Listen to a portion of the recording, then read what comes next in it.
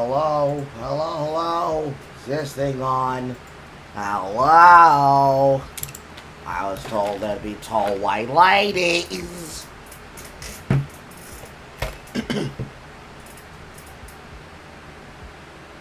I was definitely not doing it to sound like Safranet. I was aiming for Sammy Davis Jr. Hi, Safranet.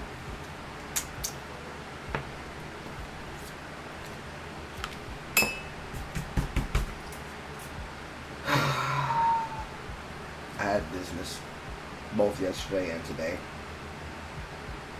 I would have started on Ratchet and Clank 3 yesterday if it was not the case, but it was in fact the case.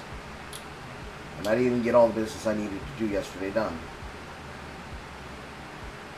I'll probably have to address that on Saturday. But that is then. And in the future there. This now. Here. Why do I feel like my camera's so skewed compared to last night?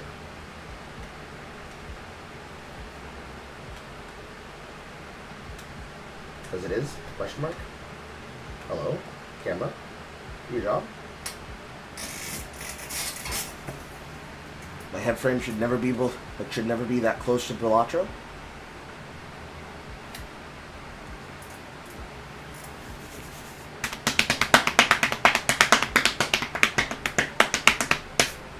Alright. Need to do one thing. I'm currently doing it.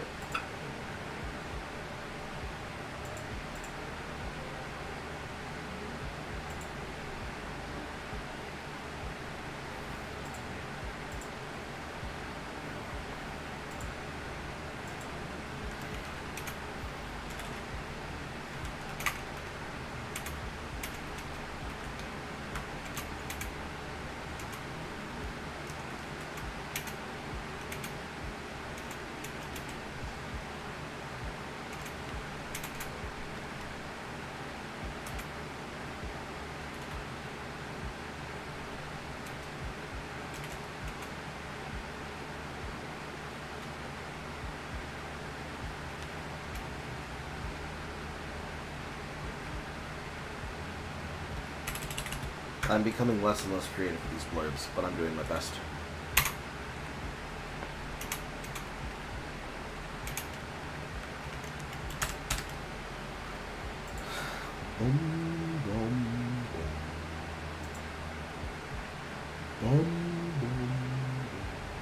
No, that's the fan. That's the second thing I need to do.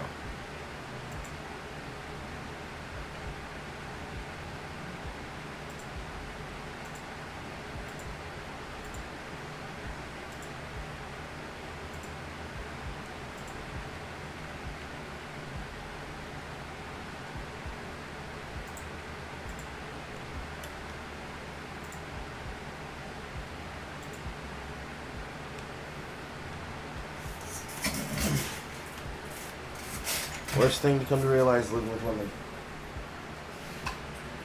Or at least with my parent. Constantly being told to turn on and off the thermometer, despite the fact that I can turn a fan on and be completely fine.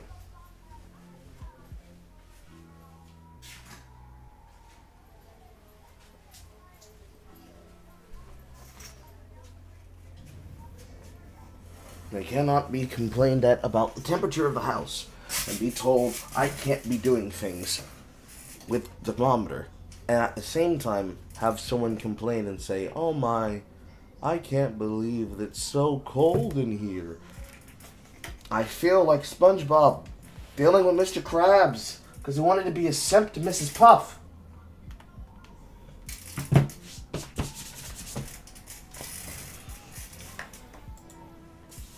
Hello, Alex. Alright. Lana dropped out of Creator Clash 3 now. Crazy.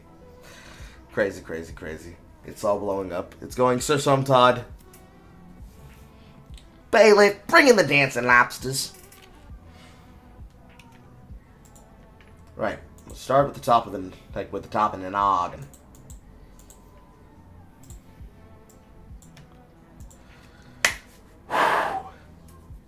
Starting up fresh.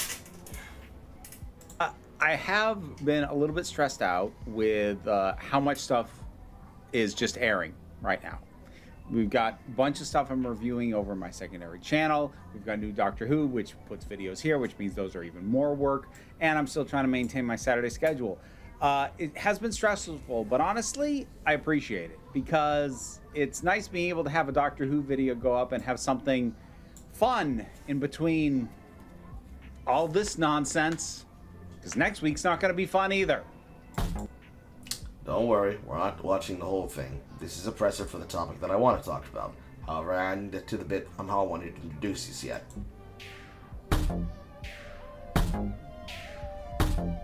Or probably, I should probably do the whole thing, simply because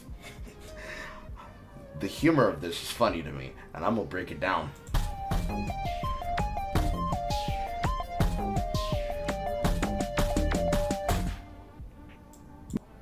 Okay, so, walk with me, chat. Walk with me here.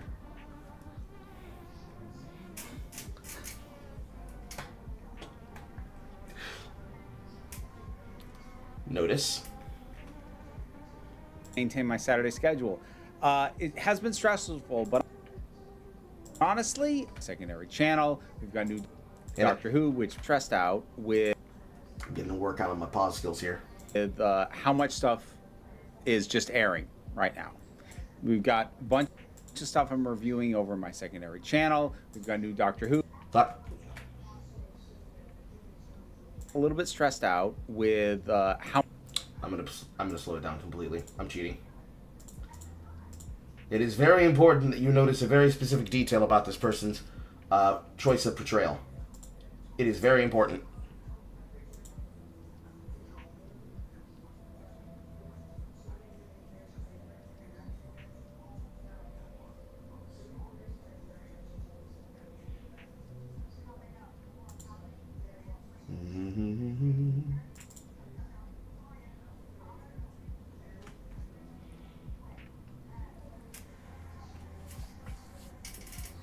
If only they didn't talk with their hands, it'd be much easier.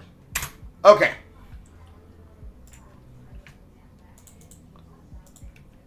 Got the frame I was looking for. It was minor lag. Okay. So I want you to take note in chat, alright? The thing that you think that I'm pointing out is not the thing you think that I'm pointing out. So, sit down, Twitch chatters. The channel's name is called Council of Geeks. Clearly in front of us is a transgender, male to female. Pride ring on the pinky. Multicolor, technicolor coat 2. With the eyeshadow to match. And problem glasses. Paraphernalia and wall of material behind them. And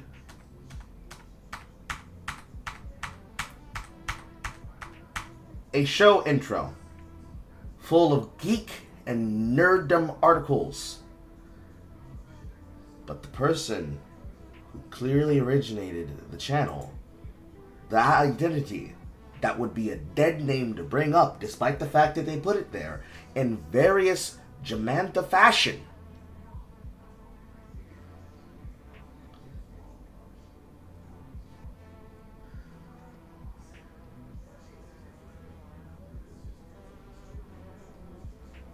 Seemingly transmogrifying itself from a male identity to a female identity, unless that is just a quirk of the animation. No! Literally went from man with glasses to female... I don't know how to describe it. Wojak? Put it in real time so you can see it happen.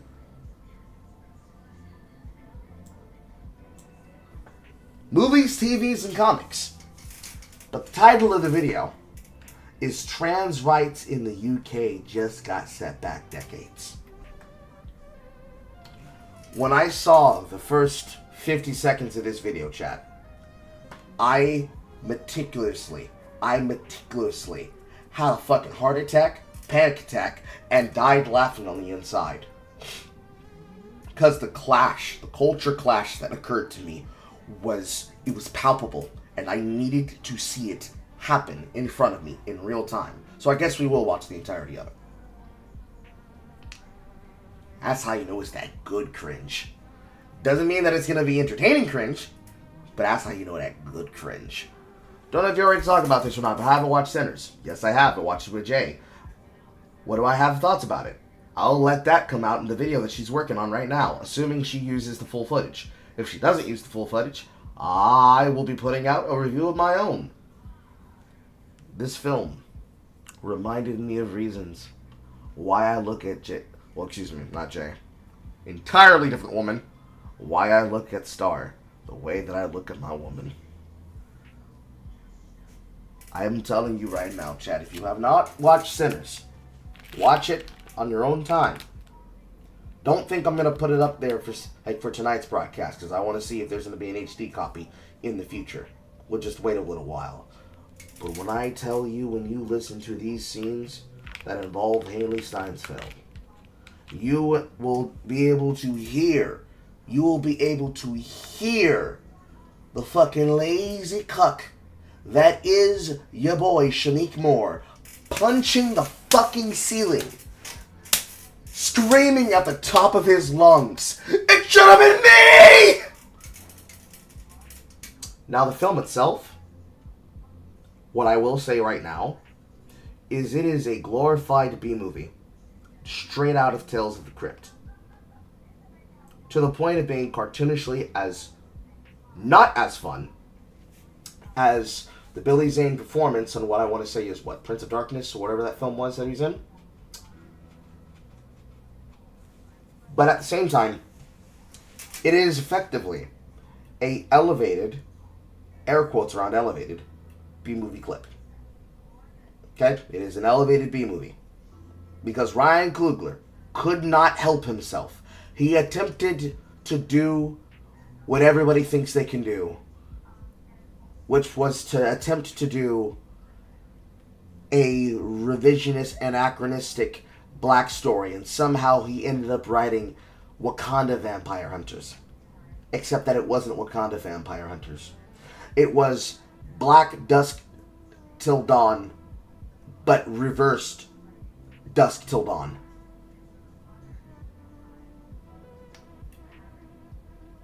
Seven out of 10. If you're drunk. And I had to get drunk in the middle of it. And by drunk, I mean I had to crack open my last remaining can of alcohol, because it started pissing me off with the plot holes and the logic and the behavior from characters and the rational common sense. For somebody who likes writing material that likes to be genre savvy, I am disappointed in Ryan Coogler's performance. I am disappointed in his screenplay. But what keeps it entertaining is the actors. That is it. Which is the reason why I say, if for no other person's performance, if not for the big black beautiful African woman who played Hunter B-17 from Loki, for Michael B. Jordan playing two characters split in half, as well as for Haley Steinfeld, it would probably be a skip. But that doesn't mean that if you're just watching it for pure dumb fun, that it can't be entertaining. That's all I'm going to say for now. Anything else would be a spoiler. Also, business.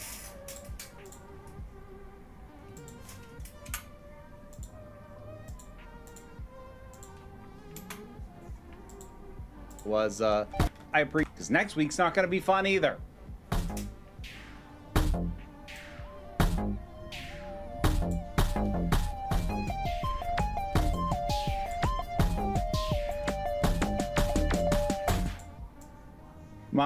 My alternate opening joke that I was considering was part of the problem with things getting so bad in both the US and the UK at the same time is so much of my lineage is English, I can't even go back to where I came from and be okay. So there you go, you get a 2-for-1 for opening joke, question mark. Here's the problem with your joke, it has no punchline. Here's a better punchline. You know what they're complaining about, chat? I'll tell you what they're complaining about. They're complaining about this.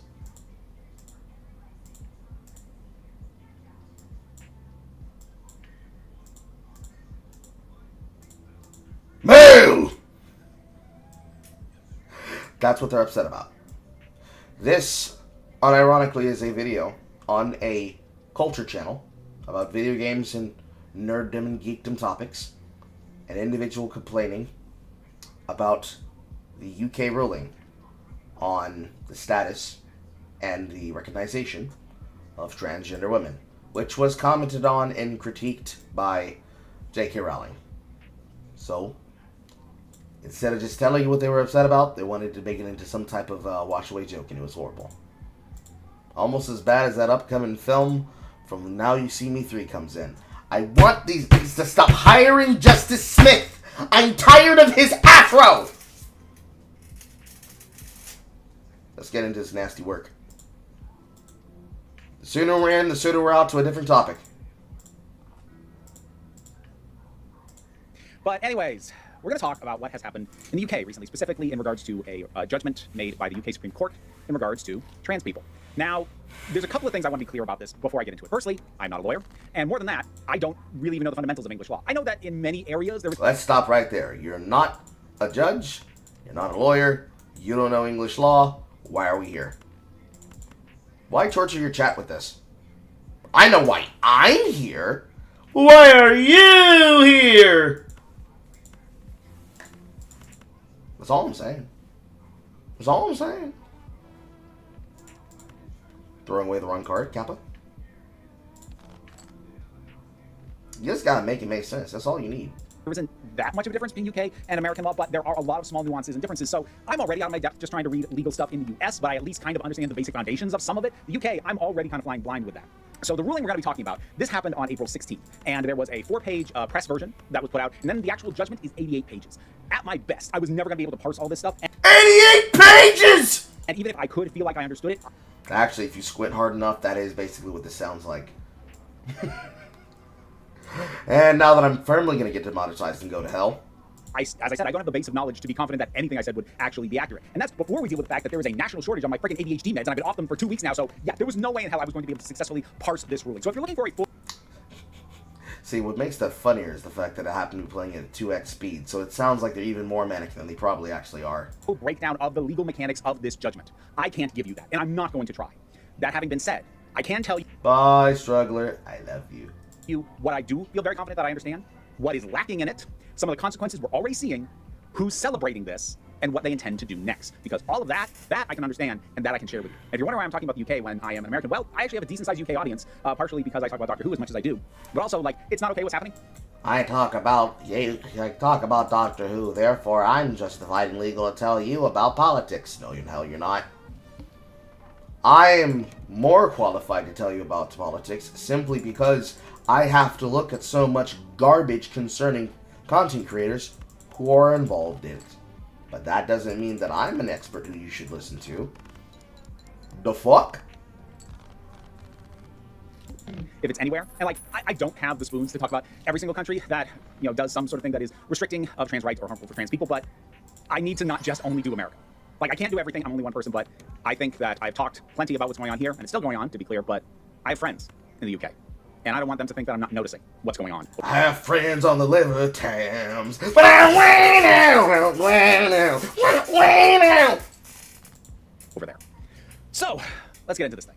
The very short version is that the UK Supreme Court unanimously decided that the 2010 Equality Act, when referring to the terms man, woman, or sex, what we're going to do is crack jokes. What we're not gonna do, Pip, is refer to people like that as creatures. Because what I don't want to be is fucking banned. Explicitly and only to biological sex. Now, what this means... I'm sorry to hear that, Buster. No problem for venting, bro. To address what you said there, Justice, my opinion about Ryan Coogler is that Coogler has the ability to have a really good fucking ability to write, but he keeps doing the same thing about his writing as most of Hollywood does with African Americans, which is that they cannot seem to let go of the idea that what we want to see is black revenge stories instead of just writing an actual fucking story. Like, I don't know what to say. like every single fucking time that it happens, I get annoyed. There is a mention in the middle of Sinners about the all-black community town that is a smoker stack. Blue Hat! Blue Hat. We're going to call them Blue Hat and Red Hat. Or Good Negro and Bad Negro. Because Lord have mercy, did they have Michael B. Jordan playing Good Negro and Bad Negro. But, it's probably Smoke I'm thinking of. So, when Smoke tells the preacher boy that he doesn't want him to plot synopsis, he tells him to go to a town which is effectively Black Wakanda. It's not actually Wakanda, but it's Black Wakanda. It's black separationist. It has no whites. It's a place where he'd be safe.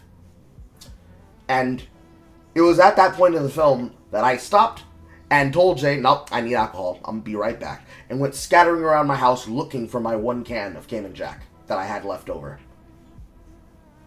Because it is that fucking ridiculous. Once, just once, would I like for a film to be able to tell a story that involves black characters and white characters, and while it chooses to tell a story, as we become Kim Belair for a moment, if we are gonna make a story, and we're gonna make a story about the antebellum South, and we're gonna make a story involving the Klan, and we're gonna make a story involving men trying to get involved in business, and we're gonna make an anachronistic supernatural story that involves vampires or any kind of supernatural horror, is it possible that we do not fucking litigate real world, modern day, contemporary politics into the story? And they couldn't do it. Which wholly brings down the story of Sinners for me. As I'm pretty sure it does for everybody. I don't know why it is that Ryan Coogler is doing this. I would like to hope that it's just him trying to pander to the MCU Black Panther audience. Because you know the motherfuckers ain't watching shit unless they feel the ability to have the right to go all in on white people as the devils. Except for the one good white person. But that's my feelings on Coogler. When it comes to Jordan, Jordan has an entire repertoire of talent and skill, but the problem is that Michael B. Jordan really isn't liked for his talents. There are some people, when it comes to his star power, they like him because he can play an evil Negro really good. He can play an evil black man really good. And when I mean an evil black man, we're talking about the realistic evil. The this is a person you can meet type evil. Unfortunately, for every character that can do that, and for every character actor who specializes in that type of character, they usually get wasted on Tyler Perry. And in accordance with the Tyler Perry rules, I don't want to see Michael B. Jordan end up as typecasted, evil black guy. Because most people only care about his characters that have been evil or are considered to be a menace. They're all over characters like Killmonger. They're all over characters like Creed. And the Smokestack Twins are basically both of those typecasts. It is the evil black man, but he's good because his brother makes him good, or because some factor makes him good. And it's the holier, angel-dusted, fairy-tipped, heaven-kissed, mwah, black man. Certified. Stamp seal of approval. Came straight up out of the butternut, laced with cocoa powder. Fresh out the shower, laced with baby powder, cocoa butter, shea butter, nuts, oils, and power. It's annoying as fuck to me personally. The industry does it to everybody, but Ryan Coogler can't stop doing it. And the only person who does it worse than him is Jordan Peele. Anyways, back to it. Is that any protections under the Equal Rights Act that are applied for women don't apply to trans women. Now, that's the broadest possible sense. Another little bit of context that is worth putting out there. In the UK, they do have gender recognition certificates. I might be speaking slightly out of turn on this. I think that is sort of their equivalent of like getting permission to have the data on your birth certificate changed in the US, or at least it kind of is intended to serve a similar legal means in terms of your status. I don't know if what I'm about to say is literally true, but it certainly feels like this ruling kind of renders gender recognition certificates meaningless. Now, that's possibly an overstatement on my part. They may serve other functions, but one of the main things that they have effectively done is said, hey, regardless of what this person's gender was at birth, this is what they are recognized as now, and they should be treated accordingly in all matters, including legal. That doesn't really seem to apply anymore, at least in anything that is related in any way to the Equality Act. Because it is worth noting that this ruling, this judgment, is specifically about the application of the Equality Act. Now, that still has some far-reaching implications, but it is not a sweeping, in all matters, in all things, that trans people should always be treated and considered as the gender that they were assigned at birth, what they are calling biological sex. It's not quite that far-reaching, but it is pretty far-reaching in a way that I don't feel comfortable trying to parse. Because again, I don't know enough about how many facets of life over there the Equality Act actually touches. I'd imagine it's a lot. You would then probably be wise to not even make content about that if that was the case, Council of Geeks, because this is a lot of preamble for a 33-minute video, goddamn. But I don't have a breakdown, and I'm not going to be able to wrap my head around it. Now, while, as I said, I am not prepared to try and parse 88 pages of legalese based on a system that I don't actually 88 pages! know very well, and I can only barely say I kind of understand the American system. Again, not a lawyer. But I can tell you that there were a few scant things that I do feel comfortable kind of pointing out about the ruling. I am going to pull this from the full judgment, not the press summary, because I want to be as accurate as I can. The first is how they define biological sex, which is really thinly. Under terminology, they say that biological sex is basically just sex assigned at birth, and that's it. And that is not a lot to go on. I know that for certainly the TERFs and the gender critical movement, they always like to pretend like it's all very simple. But if you actually stop and think about what this means as a practical matter, this is so simple as to be unhelpful and harmful and definitely limiting. Here's what It doesn't explicitly say that you're allowed to bash any person that chooses to speak to you poorly or address you as something that you do not like to be identified as in the head with a giant-sized boulder provided to you by the Canterbury Police Department. Therefore, it is a unhelpful and unspecific ruling, and how could they be so short-sighted as to make such a ruling? Harumph, harumph, harumph. Gosh damn you, JK! Snore. I mean by that. When we say sex assigned at birth, that is just a doctor looking at a newborn's genitals and making their own determination. It is literally just the doctor's best guess. A doctor that may be overworked and might have to be rushing off to go do something else. This just in, when we choose to look at a child when it's born, we just let any old doctor go in there and be like, yup, that's a PP. That is cool. Looks good to me. Male, female. There's nothing else. There's nothing deeper. There is no further understanding that it must be the answer because they said. Believe them, chat. Why would they lie? Or just make shit up on the spot. Like that shit makes rational sense. A doctor who is human, and humans make mistakes, just statistically. But even setting that aside, some people have ambiguous genitals at birth, or are intersex in some way. But the terminology that the court is using, as they define it within this judgment, does not make a single mention of the more complicating factors of sex assignment. Things like, for instance, chromosomes, which are not mentioned once in this entire document. So what this is basically saying is, based off one person's at-a-glance determination, that is what you will be for the rest of your life, no matter what. Just think about that for a second. No matter how much you thought about it. I don't see what the problem is. trust doctors. No one is perfect, no profession is perfect, and some people do not have a straightforward situation that you could just get at a glance. And yet, whatever was put on a document, based off just looking from one person, is going to be what you're stuck with for the rest of your life.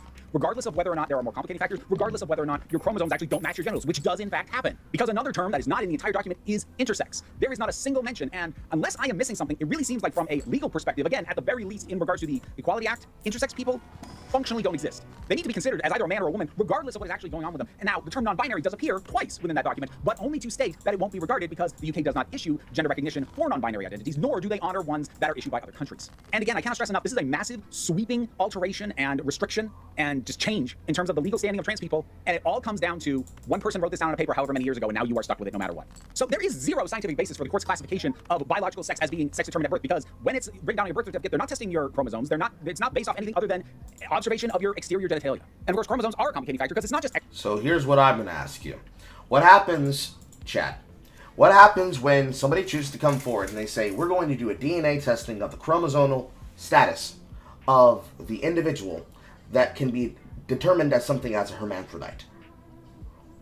What, chat, do you think is going to happen if that person then goes to the courts and says, I would like to have this changed because legally you say that I am this, but medically I am this? What do you think happens? Now I ask you, as an addendum to that, what do you think happens when people start choosing to push on the definition of what that medical testing parameter requires? What do you think happens? Best guesses.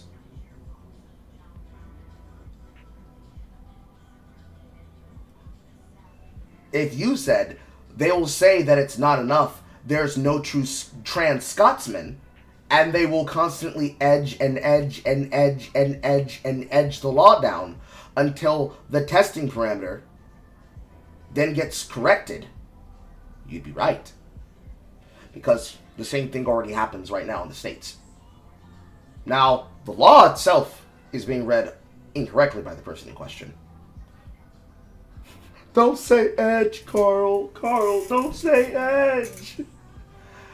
But the same way that it works right now with the definition standards of what many people politically claim and medically claim transgender is and is not, becomes the case basis of the recognition of law and then the application of the law. So you will end up with fringe cases, edge cases, and instances of people trying to correct the record, as well as those who are maliciously, intentionally misinforming you as to get the outcomes that they want, while at the same time claiming that they're not being protected and that they're at risk of being harmed because a YouTuber told you so. By all means, don't just take my word for it. Read through the law. If you find something wrong with what I say, bring it directly to me, and we can find out together. But to my best estimation, assuming that we simply choose to go off of what is on the paper, and our best faith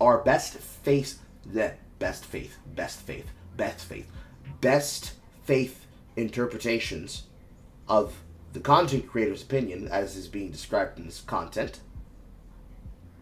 what I know that they're saying, and what we know to have happened from the multitudes of cases, criminal prosecutions, criminal executions, or explicit citizen violence that has occurred in the UK, calling him a dirty fucking liar. There's no nice way to say it, so I'll say it the only way I know how. Bluntly. X, Y, and XX, there are quite a few variations that can happen, and the court considers none of this, because if they actually considered the real science behind sex and gender, they wouldn't have been able to make this kind of sweeping judgment, which is... What if they were to consider the real science behind transgenderism and they brought up the name John Money? What happens then? why I'm putting so much emphasis on this, even though the majority of transgender people are not intersex, so far as the data shows. In order to apply this overly broad binary view of sex, they have to disregard an entire kind of person and pretend they don't exist. So we're already off to a really bad start. Now, as I said, this ruling technically only affects the interpretations of the Equality Act. So as I said, protections for women will not apply to trans women, and protections for men won't apply to trans men. So if, for instance, a trans woman is harassed or discriminated against on the basis of being a woman, which many trans women are perceived as, they have no protection for that. Here's the question I have there. When these trans women get harassed and harangued because they are a woman, how is the sexual harassment occurring? How is the social ostracization occurring? And how are they presenting?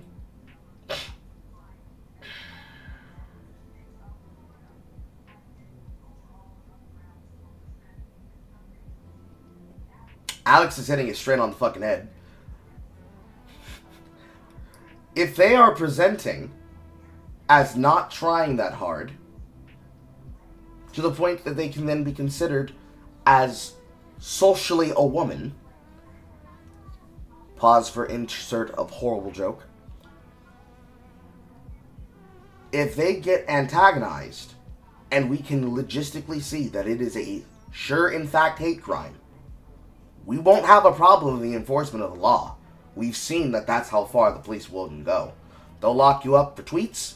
They'll lock you up for loitering. They'll lock you up for being a public menace by pointing out the fact that you're being assaulted by a vagrant with a knife, as you then defend yourself from the knife crime, and then the police officer, police person, gets stabbed in the back with said object from the knife of peace.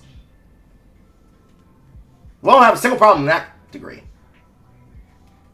But what was happening when the discrimination occurred? What were they in the middle of doing? We're not going to hear that part of the story. That's unfortunately not going to be in the scope of what the person has to complain about. Moving forward. Because as far as the Equality Act is now concerned, regardless of how you now look, regardless of how you are now perceived, regardless of how other people treat you, you're a man. And so if you are getting harassed, treated, mistreated, or discriminated against based off the fact that you clock as a woman, you don't have protection for that because, well, you're not a woman, so you don't get those protections. Of course, that is not to imply that only people who quote-unquote pass are entitled to rights. That's absolutely not the case, and I don't want you to think that that's what I'm saying, but it is worth noting that there are trans women who look like this, and as a result, will be treated by most people as a woman, but they will have none of the protections that a woman assigned that at birth would have. In terms of practical matters, for the kind of stuff that can happen, well, it's hard for me to extrapolate out. Like I said, I don't know how many different aspects of life the Equality Act touches, but what I can give you is an example of something that was already changed. In fact, it changed almost immediately after the ruling came down, and that is the arrest and search policies for the transport police. They amended their strip search policy, which previously had women officers handling both cis and trans women, and men officers handling both cis and trans men. Now, as it is, a trans woman, regardless of possession of a gender recognition certificate, and regardless of her current physical appearance, state, or even what genitals she currently is in possession of, will be strip searched by a man.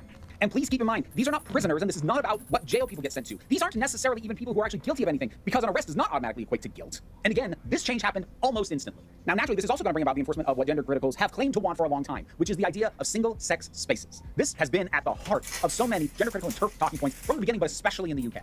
But of course, the talking point is always about we're keeping men who just say that they're transgender out of women's spaces like bathrooms, lockers, etc. And they may claim that this does that, but it doesn't. Not really. Because first of all, it is going to force trans men, some of whom look like this, into women's spaces. And if you think that that's going to go over all peachy keen, it's not. Not for... I am so happy that you guys finally arrived at the conclusion most of us have already come to when it came to this matter. Say it again! One time for the people in the back! But of course, the talking point is always about we're keeping men who just say that they're transgender out of women's spaces like bathrooms, lockers, etc. And they may claim that this does that, but it doesn't. Not really. Because first of all, it is going to force trans men, some of whom look like this, into women's spaces. And if you think that that's going to go over all peachy keen, it's not. Not for anybody. Not for the... Now, you'd think you're saying, well, listen, we're just trying to deal with those men who would assault my little daughter, Cassandra, when we're trying to go to the spa. Or the nice woman, Hannah, that's at the waxing appointment. That's just, they're just having difficulty finding somebody to book her. It's not their fault. They're just doing the best they can. It's going to affect a lot more than you think. And how do you think people will finally feel that they're finally able to address this problem that has been a problem for the longest time, that people have decided to just go out of their way and act like it's not that big of a deal? You think that they're not sitting here looking at them saying, yes, exactly, that's the point. There is a serious problem when it comes to the UK's enforcement of this political problem. And that is that they like to choose and pick and choose what sincerity politics means and what comfort politics means. And then they niggle at the lines. And they choose to then pick up the edges of who's deserving of protection or not based on who can be capable of passing in public. I feel that the law needs to be enforced for both trans men and trans women properly. If they make the effort to pass, and when I say they make the effort to pass, I mean they make the effort to pass. And when I say they make the effort to pass, I'm on some real shit right now. I'm on that Walton Goggins level of I present. I'm on that whatever that white actor's name from the season of American Horror Story Hotel is on. And if you don't know what I'm talking about, you need to watch yourself some Sons of Anarchy. And if you don't know what I'm talking about, don't you worry. I'm going to Google it for you right now.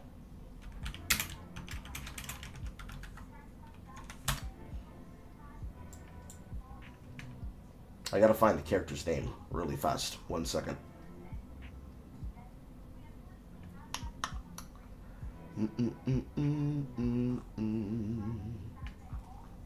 IMDb. Lord have mercy, why can't I find IMDb? We'll have to use I feel we are connected. We'll have to use the TikTok news version.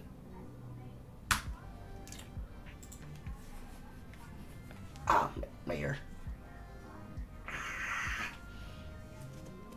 Now, when I say I'm on that Walter Goggins shit, I mean I'm on that Walter fucking Goggins shit.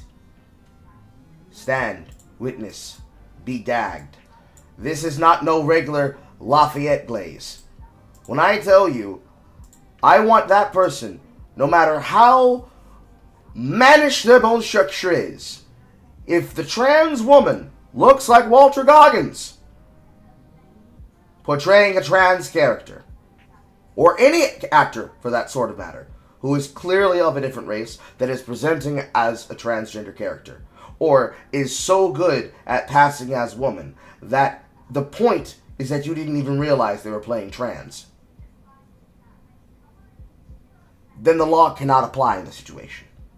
By that I mean, if a person claims that they're being harassed and that somebody tried to recognize them and treat them as though they were a man, but they look like Walter Goggins, let the motherfucking laws apply and treat that shit as a hate crime. No, they cannot just put on makeup. No, they cannot just decide to put on some shit. It needs to be to the works. To the nines! To the nines! If they make the effort and to just explain to the goal of what I'm trying to get across here. No, wrong one. No effort, effort. No effort, effort. No effort, effort. No effort, or minimal effort. Effort! I don't want to hear a single goddamn thing about it. Because the entire point of transgender is that you are going from one gender to the other. If you do not pull a Samantha Sterling, or as we should say, Stephanie Sterling, then we don't have a problem. If you are clearly attempting to use the laws as a way to get access to a standard that otherwise would not have applied to you, so that you can then take full benefit from you wanting to use a law to treat someone to the consequences of what would happen if it would be classified as a hate crime, despite the fact that they clearly did not do it out of hate, but simply out of prejudice. And by that I mean, they were not trying to prosecute you or persecute you in public. Why is my camera not able to stay still? Because they were trying to misgender you and then isolate you because of your transgender status.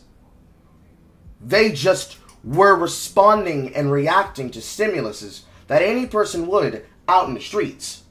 I didn't attack this person in the dark because I thought they were transgender. I saw somebody walking behind me in a dark alley and they put their hand on my shoulder, and then I cold cocked them, and then I realized him was a her. So I helped them readjust themselves, picking themselves back up, and I said, "Excuse me, miss, you look like my brother Butch." If they don't put in the effort, I don't want to hear it. Because we're tired of the transgender bullshit.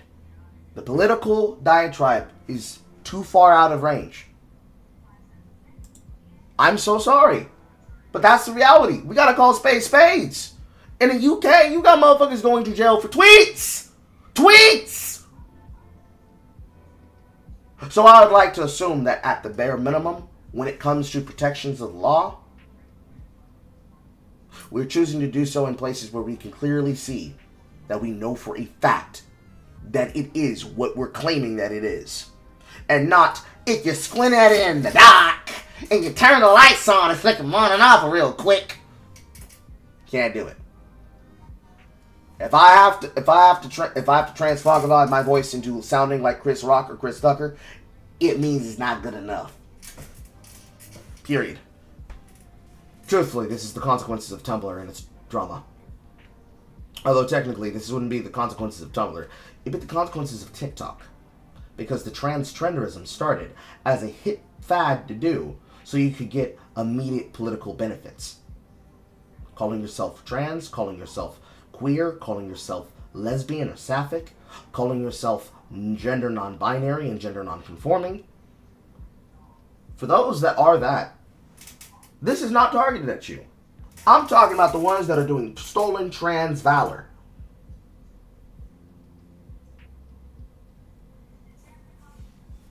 It's bad enough Pyrocynical throws on a dress like 5 times and says that he's just doing it for attention. It is another thing entirely when your friend, the second that you tell them that they can get a legal benefit if they choose to suddenly become transgender, all of a sudden goes from Tony to Tina. Bad wigs aside. Also, thank you, Horror. I couldn't remember the name of the character, but Liz Taylor. And Liz Taylor, if I can pull up the season, looking like this.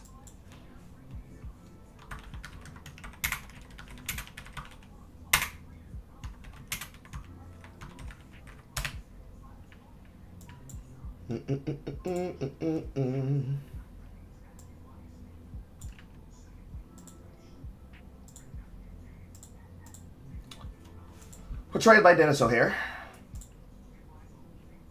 The amount of outfits that they put him in for this character in this season, fan-fucking-tastic. There was one specific one that was really, really particular. I don't know if it's here on this wiki. I imagine that it's not. Let me see. I think it was the black dress. Am I thinking of the black dress horror? Because they just have the gif here. They don't got the full black dress from the bottom down. Or maybe it's this. But there was one particular dress that was really shiny and frilly. But anyways. 8. No crumbs. 8 and no crumbs. You thought I was an old woman? Well, if you really are going for it, they were going for a older, they were going for an older Art Deco era with the outfits of the Hotel Cortez character. So, you're not that far off. Anyways, moving forward. The trans men, not for the gender critical people, not just for people who are just trying to use the spaces normally, and suddenly somebody with a full beard and who's balding is in there and having to say, I'm sorry, the boss says I have to be here, which is the other thing. The scenario that they're always throwing out, that conservatives, gender criticals, and TERFs are always saying, I was like, oh, some guy can just claim that he's trans and just walk on in there. Well, you know what's going to happen now? At least will happen as much as that ever happened, which for the record is almost never. But if we're dealing with hypotheticals, let's be upfront. This doesn't fix that problem, because now those same men who want to creep on women that you are convinced trans women actually are, but those same people can just stroll in and go, oh, I was assigned female at birth. I'm supposed to be in here. So this doesn't even fix their surface level thing that they claimed was what they were fighting for, but it never was. I mean, that's just ridiculous and nonsensical because, again, let's flip that argument. For every single black woman who calls herself a stud and at best is bisexual, she has sex with women and men, that does not solve anything, because if she knows that she is a woman, whether it be medically proven or assigned at birth, you will still be able to ask that person, hey, are you a trans male?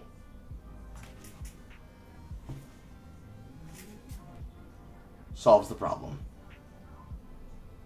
So while we're fighting at strawmen, let's try not also to spin off the windmill, huh?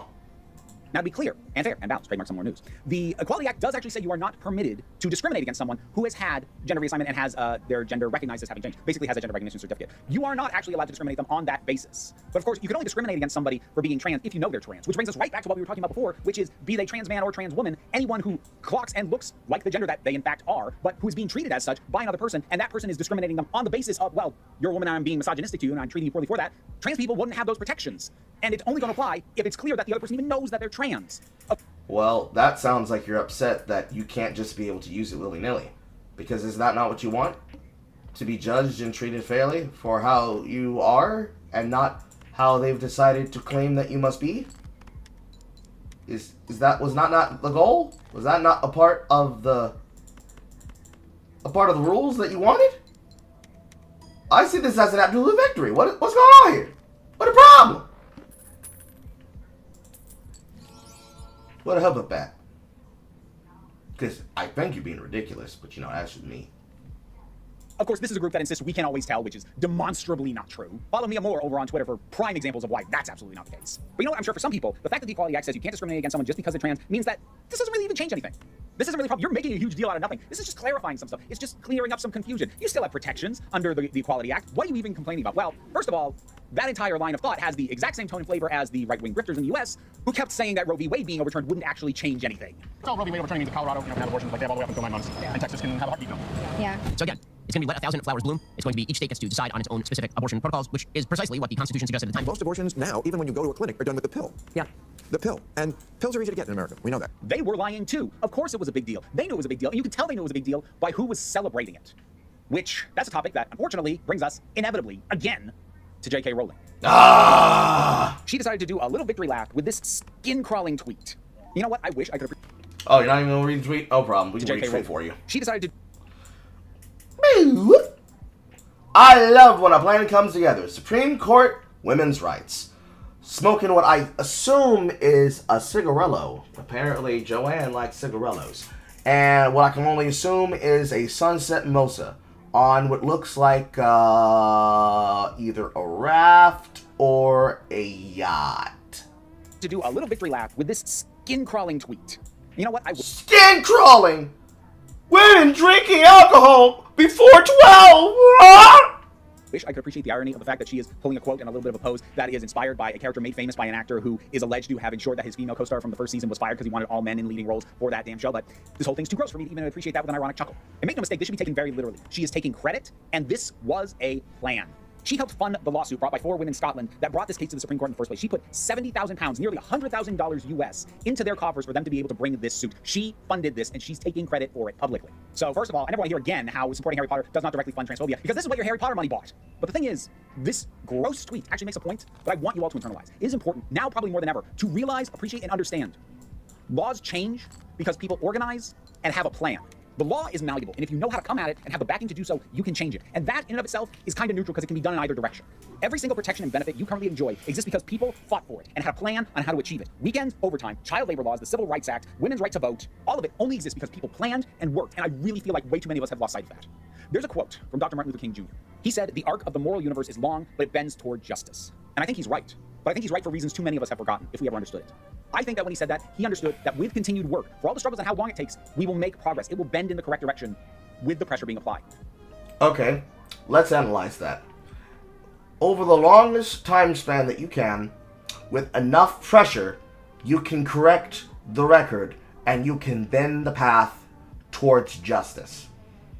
What kind of justice do you want for trans people that they are not already granted and given by the legal rights that are already applied to both men and women that aren't being given to men? Insert the list of all the things that men are being extricated for that they cannot do currently right now. In fact, do I have that in my saved downloads? I better. Yes, I do!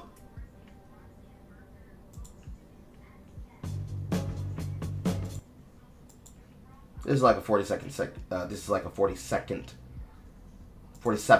long clip. 1 second.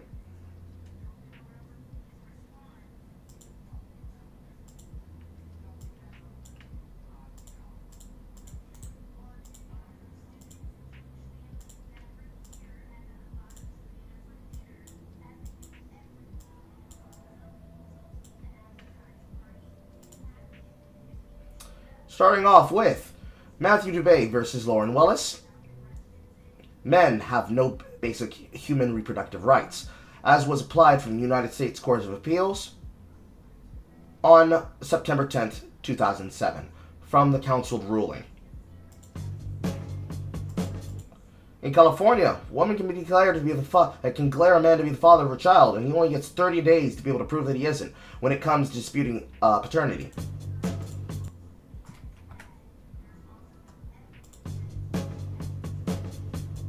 Compared to what would happen if a man who was falsely accused of rape, women who are caught making malicious false claims face barely any repercussions.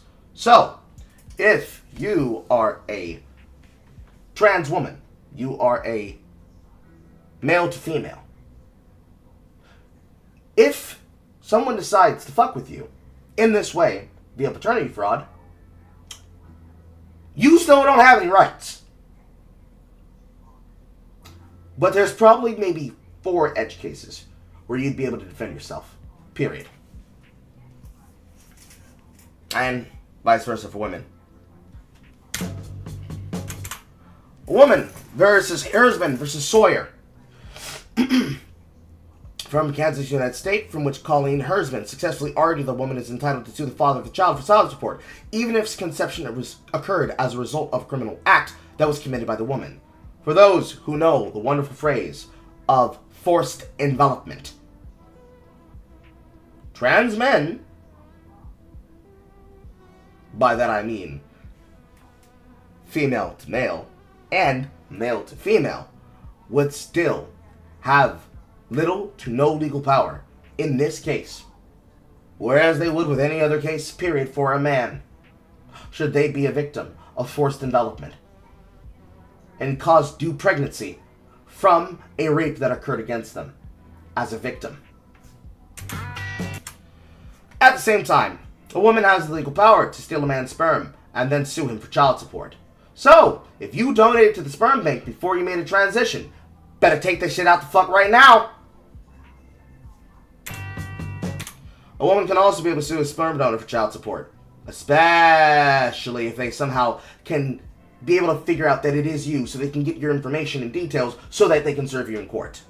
There's a reason why you sign that checkbox when it says you want to be anonymous.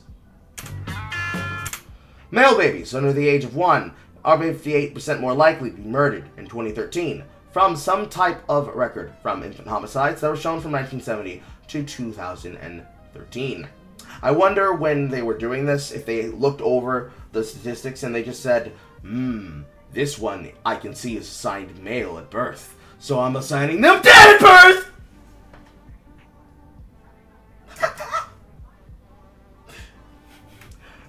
You can tell that I did not have fun putting this together, chat. This was very annoying for me to put together.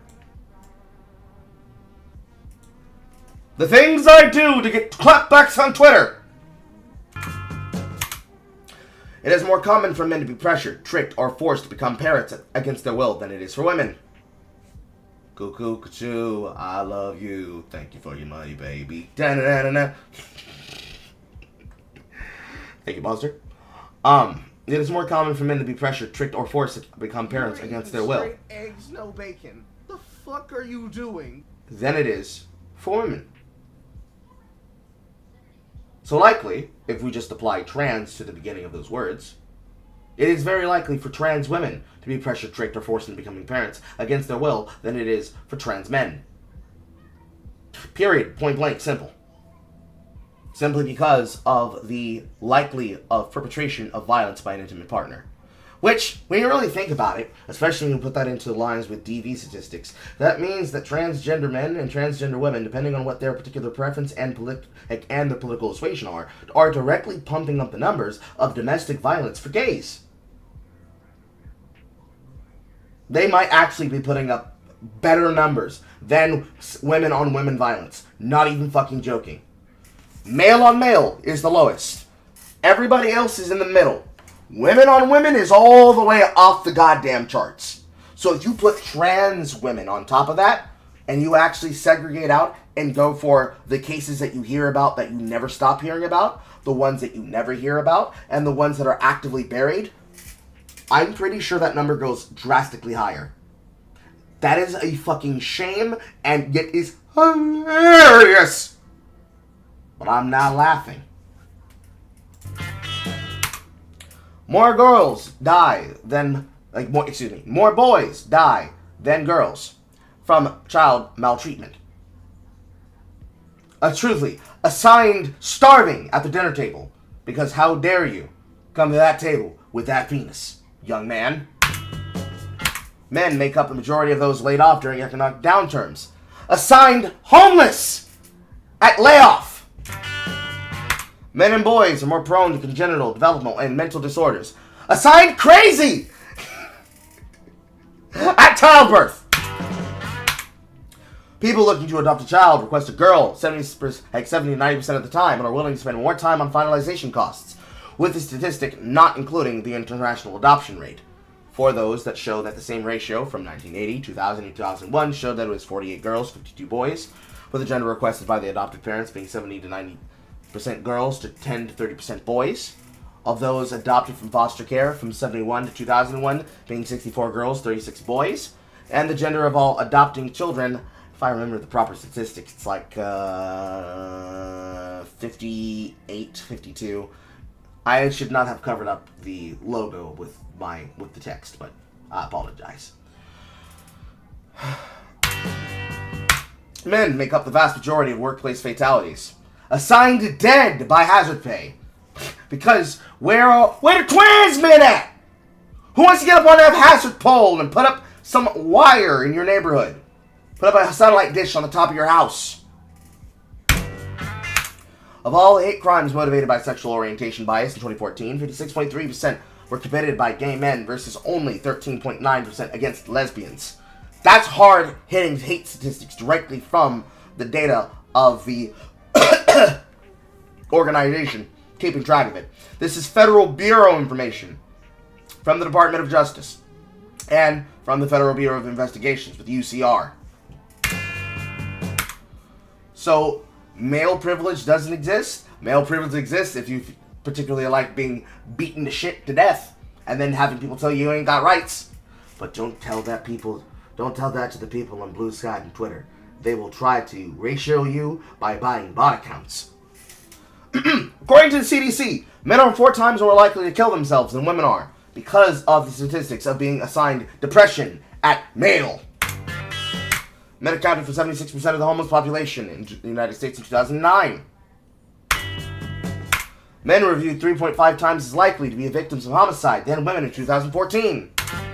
Because there is no such thing as the patriarchy protecting all men everywhere. Now, there would be people who would say, well, see, we don't mean that they give you protection. You're just a random male. We're talking about the men who have power. But it can apply to everybody. Just like there is no such thing as men being elevated to a position of patriarchy inside of the brutalist forms of Islam. They don't have rights the same way that women don't have rights under Sharia. Women get more lenient sentences than men for equivalent crimes, as was discovered from Sonia B. Starr from the University of Michigan Law, from their study estimating gender disparities in federal criminal cases. If it ever comes up, I will actively have Aiden with me on camera, read this with me, so that we can all understand the data heuristics, because she's the only person I trust to tell me that number and not be pulling shit out of her ass towards me. Even though men make up 40% of the domestic violence, fake statistics, it sounds like the start of a meme, there are no abuse shelters for men, and men get rejected by shelters for women. Because every single time the shelter for men gets opened, it gets harassed into closure. Women have outnumbered men in colleges for decades, but the universities are still treating them like oppressed minorities that need handouts while the male graduation rate continues to decline, because men are not getting the floor raised to their feet. They're getting it dropped from underneath them and being expected to climb across the supposed male privilege patriarchy jungle gym. And if they fall to their doom. Meanwhile, women are being elevated to the position because we need more women in STEM. But damn if we actually get women who actually want to be in STEM and instead elevate a woman to have 2 degrees and then go work on OnlyFans. Despite all the evidence showing that certain inequalities between the genders, such as the earnings gap, have nothing to do with discrimination, the narrative about the pay gap, when it's actually the earnings gap, still persists. Hard fact evidence that has been backed multiple times, reported on multiple times, broken down by data heuristics multiple times. You can see from the references and sources that I put up here. It still fucking happens. I can go on. I could literally just let the click play and go on. In which I will.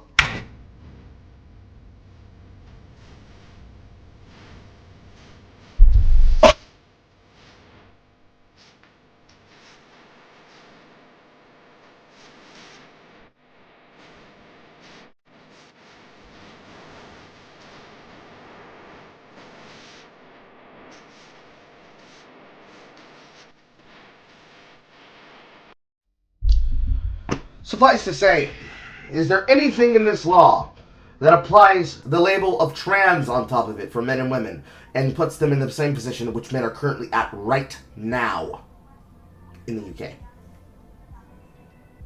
More than likely, they're still a victim of these things. Because these things affect people across all culture lines. Because that's how these things work. It is annoying when people choose to get up on the screen and just say fucking anything and act like that shit is cute. I like to solve real problems with real justice.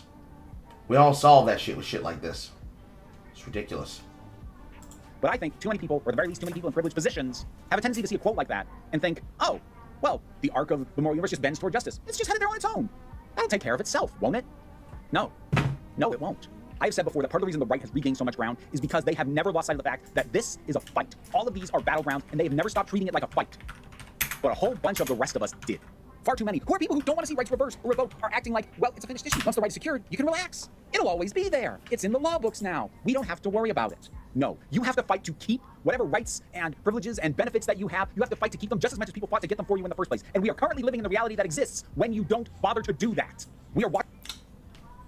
Trump mentioned, Trump referenced. as much as people fought to get them for you in the first place. And we are currently living in the reality that exists when you don't Trump was put on the screen. Clearly, Trump is taking your rights away. Clearly, this is the problem. Now, let's go back in time a little bit. Boop, boop, boop.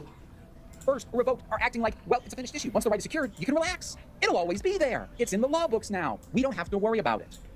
So, when people told you multiple times that the codification of Roe v. Wade was not an actual right, it was a loophole that was created from a woman choosing to lie about something that didn't happen, so that it could be used as a way to keep you permanently on the Democratic hook, that was quite literally a schizophrenic push to keep people perpetually in a holding pattern, as they allowed for what was an illegality of the law to maintain as a legal loophole. And when that loophole was closed, that was you all claiming that women were about to go handmaid's tale. Last I checked, despite that having been nullified and dissolved, I don't see women in stirrups everywhere. I don't see criminal rapes happening everywhere. There are not women that are being forced to become barefoot and pregnant, walking around like the Handmaid's Tale. So clearly that was not the case for Roe v. Wade. At the same time, the next statement... No, you have to fight to keep whatever rights and privileges and benefits that you have. You have to fight to keep them just as much as people fought to get them for you in the first place. And we are... It's true. Just because there is a law that has been passed on the books does not mean that that law is going to remain sanctioned and protected. You have to make sure that it is not repealed and unwritten when a person decides to slyly take away your rights, because they have a personal problem with it. This will be really funny with a story that's going to be coming up soon. And by soon, I mean towards the end of all the presentations. But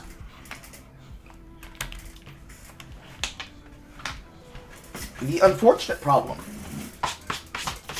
with the reality of these legal precedents,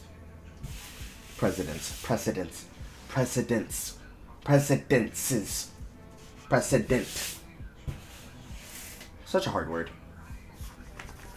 The problem with these legal precedents is that some, like Roe v. Wade, were founded on shaky and or illegal grounds.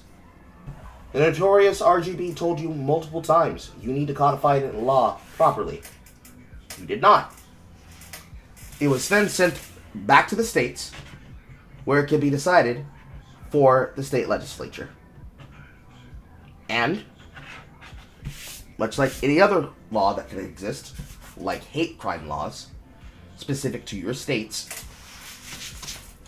you cannot decide by federal fiat to claim that you have the right to take me to jail because I do not know who Enya is.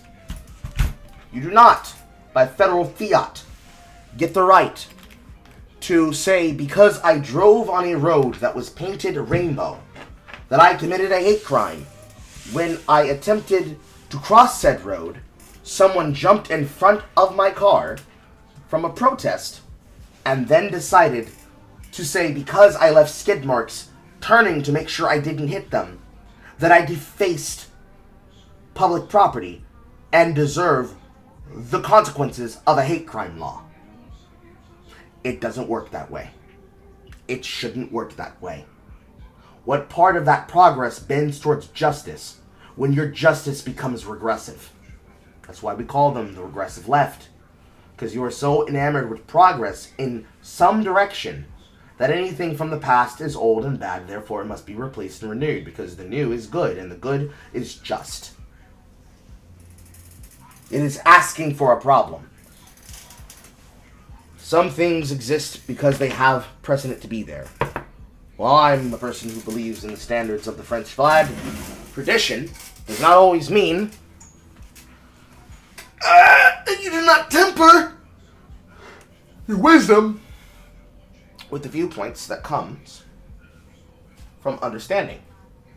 And unfortunately, there are those that decide to play loosey-goosey on purpose because they think it's funny or think that they can get away with it. Where did I put that extra mouse? I feel like I need to change this one out now. It is loosey-goosey and treated funnily, like it is not going to lead to the destruction of society as is. As you rectify more and more rules on yourself and more restrictions on those that you consider to be your enemies, until you realize that those rules end up breaking your back too. But then it's too late, because you wanted them stringent and held in place by your particular fiat. It's a nasty, cantankerous work. Now, 1 second, I need to go find my replacement mouse, because this mice is acting up right now.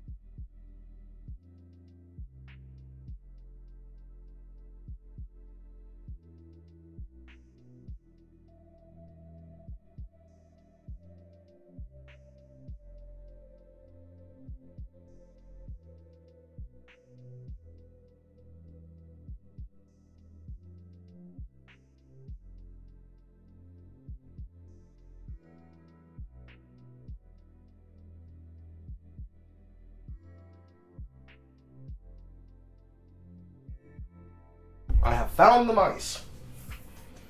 I have to replace it.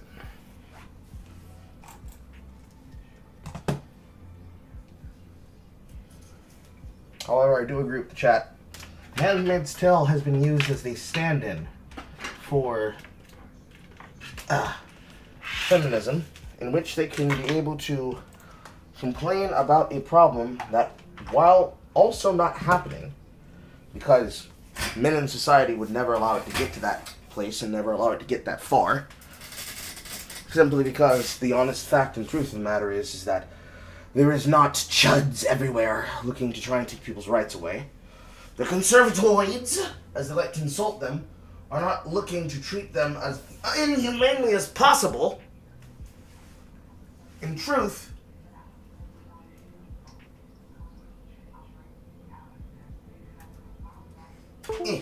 Men and women work together to make things possible. And the fact of the matter is that men care enough about women to not let them get abused in such a way. It would never happen.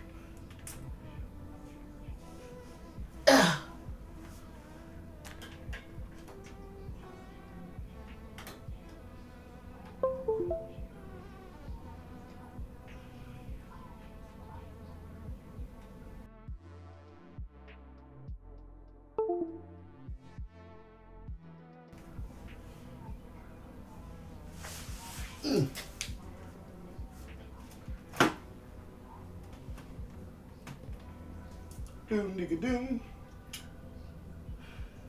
Which one of these is connected to which? They are connected to a single slot. Which means I need to either add another plug or I have to wire something over. Anyways, what is more likely to happen and what is more likely to occur and to be true is that Islam, in the form of the most woman-hating version of its understanding. Yes, the webcam's broken. 1 second. In its understanding, is held to be considered and true as one of these things that is truly occurring. By that I mean Wahhabism to its highest degree is the actual true handmaiden's tale, or whatever the fuck right now is happening over in the UK concerning all those lovely young girls that are being assaulted by all those, air quote, you can't see me air quoting, but I'm telling you it's an air quote, Asian men that are definitely not Asian, attacking them. Then it is possible that some guy who voted Republican in the last election is actively working to harm and harass them in this way. Why can't I figure out which one of these is my webcam? I'm dumb. There we go. I didn't change the name on this.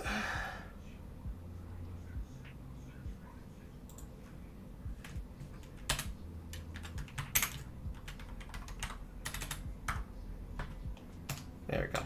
No, I'll never make that confusing tale again. Yeah. Mice check, mice check. Okay, we're good.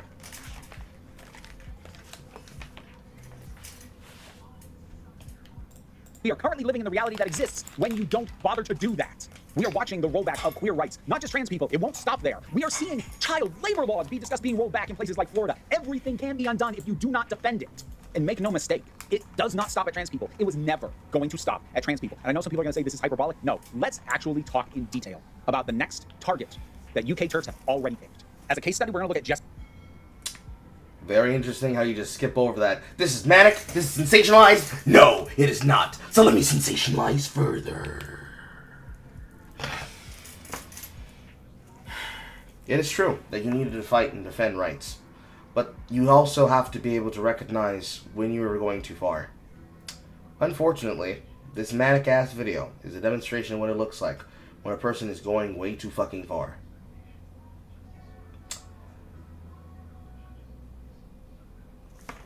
It's dumb. Keep going. Jess Gill. Now, Ms. Gill is the founder of Women's Safety Initiative in the UK. And right after the ruling, she tweeted out this. We've won the battle against... Oh, now we're reading it. Let me make it bigger for everybody. Actually, let me read... Well, let me make it bigger and we'll listen to them read it. Let's go that way.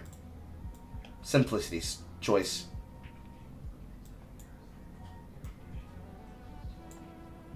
trans ideology, now it's essential that the gender-critical community speaks up about the dangers of mass immigration for women. Women and girls are being raped and harassed across the country. If you truly care about women's safety, you need to speak out against this country. If you truly care about... So, Jess Gill is speaking to the thing that I just mentioned. The trans ideology laws basically is to understand how one can be able to directly address the problem of transgender rights and transgender laws being used as a way to get special treatment from the legal system. Now, The same problem with mass immigration for women is very clear. There is no scraping on these laws. There is no scraping on these bills. There is no scraping on the realities of these injunctions and these insight communities. They are getting fucked. Literally, they are getting fucked.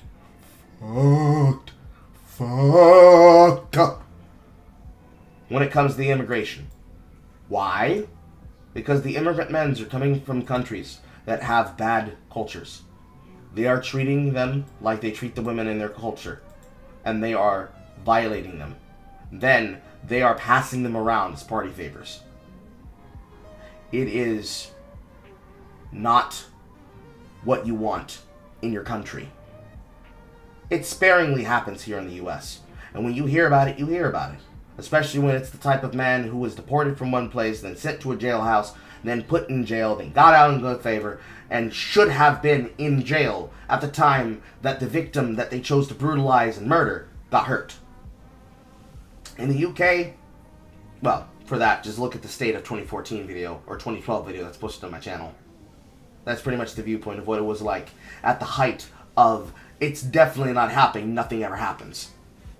For more details and inside of that, you'd have to wait for Callum to come through on the stream, and I asked him one time, and he'll just come through and pass out the details of what's going on. But, know that the barrios and the bodegas that would normally belong to a normal Hispanic culture in the UK is effectively taken over by Sikhs, Indians, and Arab migrants. And the migrants are not becoming members of polite English culture and society. They are not becoming homogenized, and they are not becoming immigrated, and they are not becoming ingrained, and they are not attempting to naturalize to be citizens.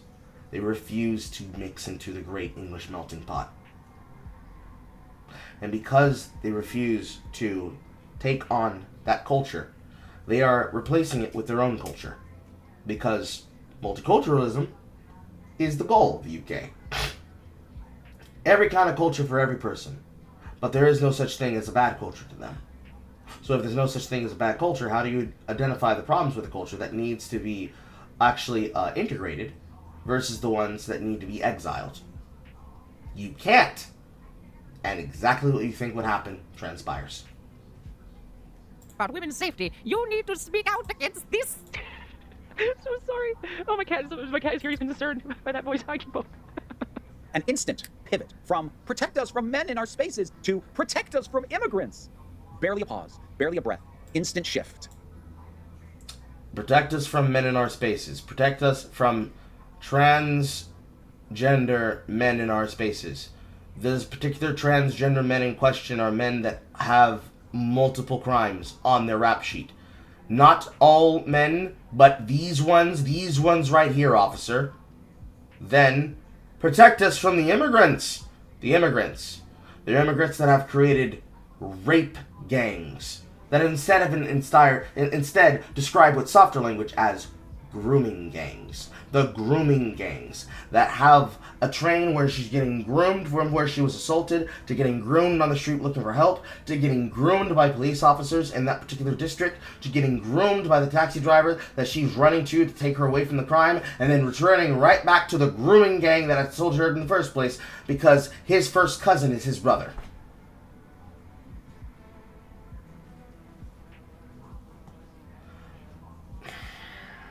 I don't even want to put the release port on the screen because it's explicit. We can find articles about it in the Guardian. You can find articles in the Guardian.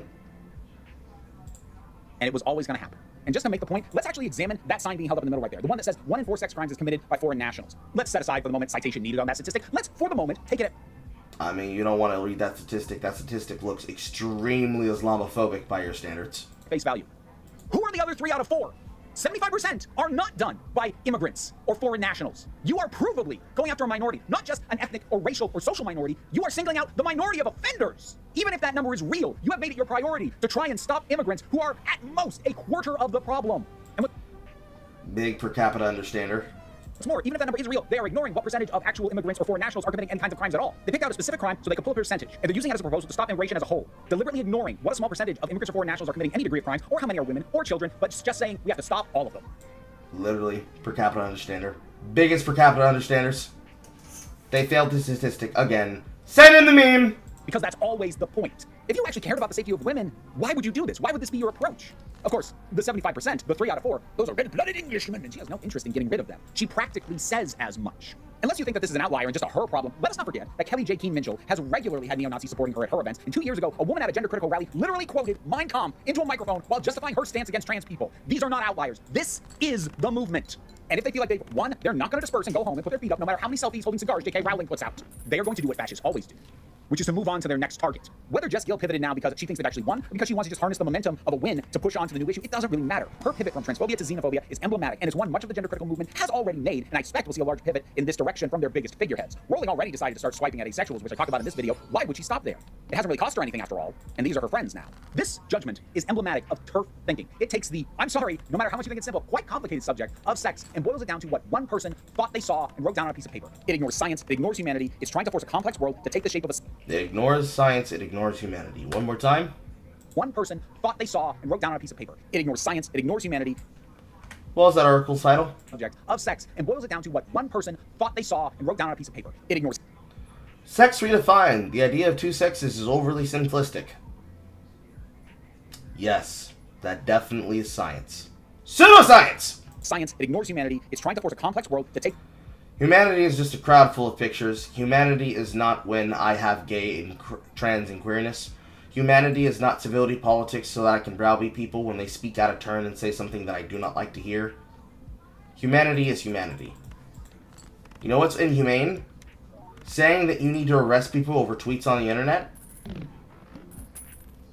and not protecting your borders.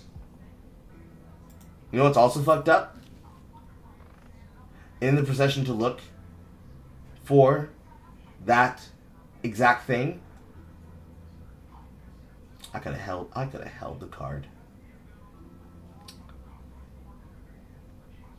Acting as though this does not get the result that it equals out to.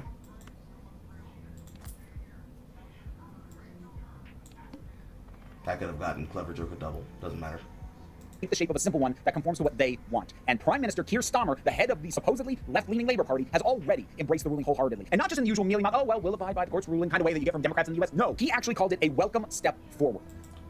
Carl Benjamin is actively smoking his cigars right now.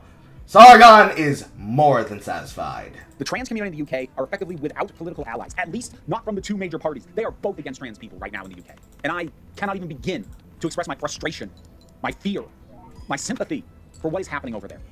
And I know that I've already asked that you look into supporting trans folks in the US, but if you are in the UK, you should be focusing locally because you've got plenty of problems over there. And if you are in a position to help and you're not in the UK, well, here's some organizations to consider supporting. This is not a comprehensive list, but it's a start. And in the meantime, all we can do is keep moving forward. Do our best to find the people who actually support us, support them in turn, get people who don't either actively want to see us wiped off the face of the earth or would be happy to stand by and let it happen into office, but all this takes time. It's still worth doing. This is the planning, this is the groundwork that the right and gender criticals and TERFs and fascists have been doing pretty much out in the open for the last few decades. We've just been letting it happen. We can... Really? Just been letting it happen, huh? There was no such a thing as you guys who can go out of your way to strictly ostracize and silence those individuals in question. No, they just randomly decided to get together and suddenly have political understanding. Are you sure that's how it happened? Are you sure about that? We can plan too. We can work to fix this too, but it's not going to be quick, and it's not going to be easy. And if you yourself or your loved ones are trans, and you need to get away and get somewhere where you feel safer, I really hope that you have the means and the ability to do that. And in the meantime, as bad as things are here, I'm not going to pretend that they're okay over there. And it's compounded by everything. It's compounded by people like Rowling. It's compounded by the BBC. It's compounded by now both the Labour and the Tory party, much like what's happening in the US. While that is where I make my home and where I was born, grew up, and have made my own family. I'm not going to just sit back while the country that 400 years ago my family originated from, because yeah, I've got ancestors came over on the goddamned Mayflower. Multiple, actually. But I'm no more comfortable seeing... But they're men! They're males! You want to be from a male bloodline? You've done the trans sisterhood of crime today.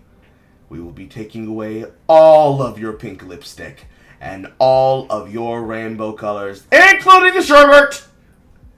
my country of origin for both sides of my family being pulled apart and infected with this than I am the country that my family has been here since before the founding of. It's all a disaster. And I needed to say something. Sorry that this is depressing. And like I said, next weekend's video is not going to be any lighter. It's also not something I ever wanted to talk about again, but we'll burn that bridge when we get to it. In the meantime, I really, really hope that you are able to take care of yourselves, your loved ones, and be safe out there. There's the usual stuff. Yes, I have a Patreon. Yes, I have YouTube memberships, all that. Look, it's all down in the description if you care about that. I don't feel like doing the usual full spiel. Because what I really want you to remember is that you are beautiful, you are valid, and you are loved. You are the council, and I am just running the meetings. And until next time, this council is adjourned. And now to thank my high supporting patrons. Robin Moore, Goddess Elida, Zuba. They did a lead head. They did a lead head, chat. All we're missing is my generous patrons. So, literally the video of, they are killing us. They are killing us in the streets. They are killing us in the homes. They are killing us in the books. They are killing us on the field. And you need to know that they'll kill you too. And now for my generous patrons that I keep scared, Big Dick Swagger 67, I Love Cox 95, Big Chelsea 47, and Gay 75. Thanks to you for your wonderful support. Not like you're gonna have any way to spend it!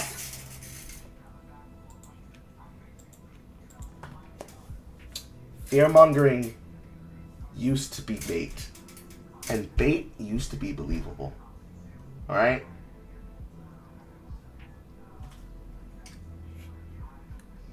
More buzzwords to fill a Cobb salad does not begin the problem, bro.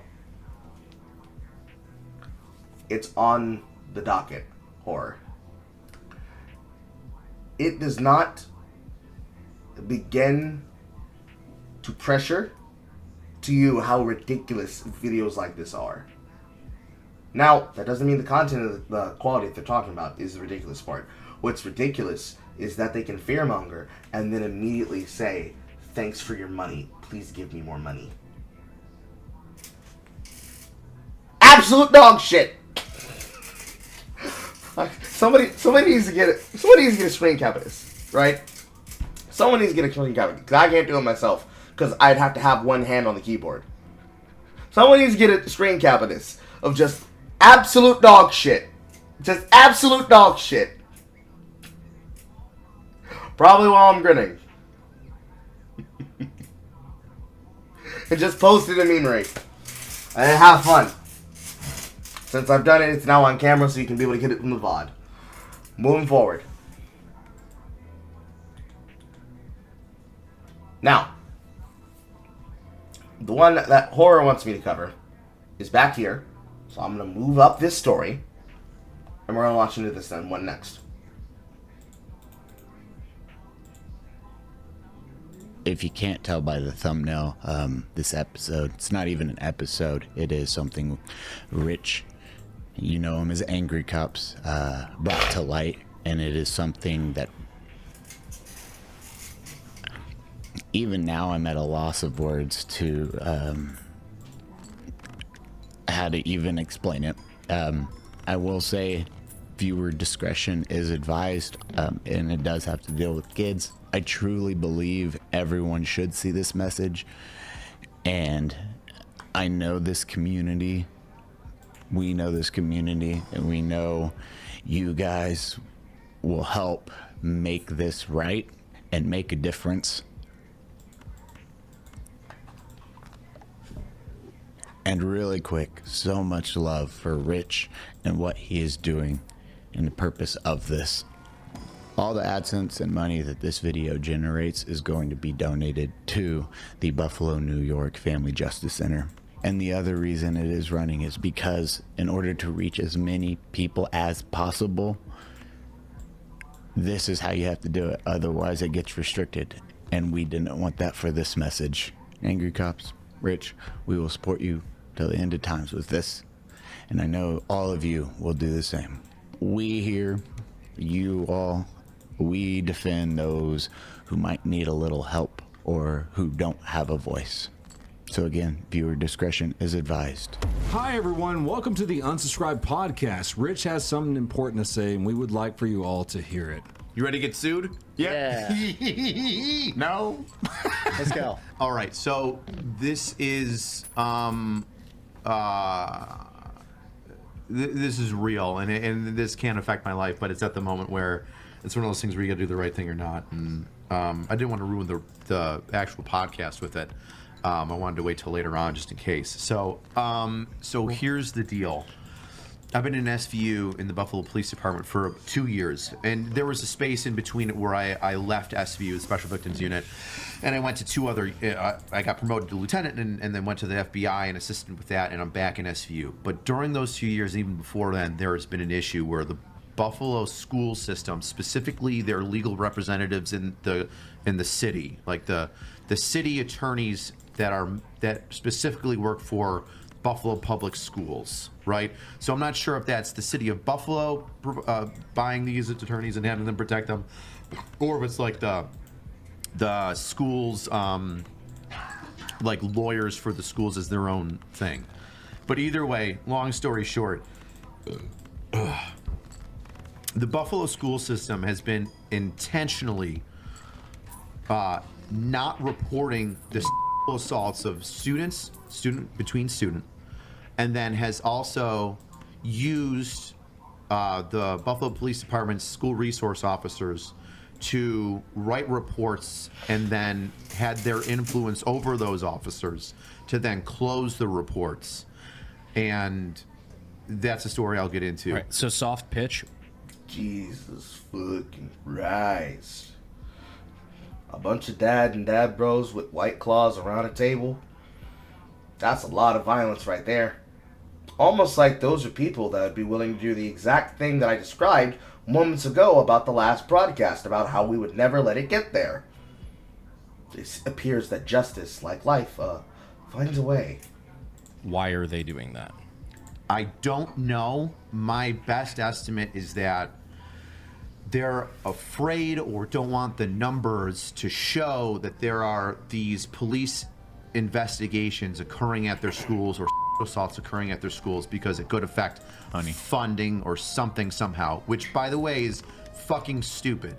If a crime happens at a school, it doesn't mean that funding is then stopped or prevented from going to that school. Oftentimes, if there's a problem, people will pour money into that problem to fix it. And I'm going to give you an example. This is a real example. There's a school that's attached to the Buffalo Science Museum. That school that's attached to the Buffalo Science Museum has doors that can go from the Science Museum into the school. Those doors are not locked. Individuals can get into them, right? Stranger danger, right? And that happened. So a stranger went into the school. It's a grade school. It's a very low school. And this person grabbed a male and a female child. It's a very low school. Low grade school. Low grade school. So like first through fifth. Yeah. So kids under the age of 10. Oh fuck. So it goes into the school and grabs a young female child and a male child and tries to leave. And I'm gonna parcel this story up in kind of the way that the information came in. At first, the information that came in was that there was one female child that was, an attempted abduction. There was no report about the second child. Kind of a big deal. The second child, the boy, had pissed himself. And when his parents came, sorry, I'm getting fucked up. When his parents came to pick him up. Take your time, brother. Yeah, sorry.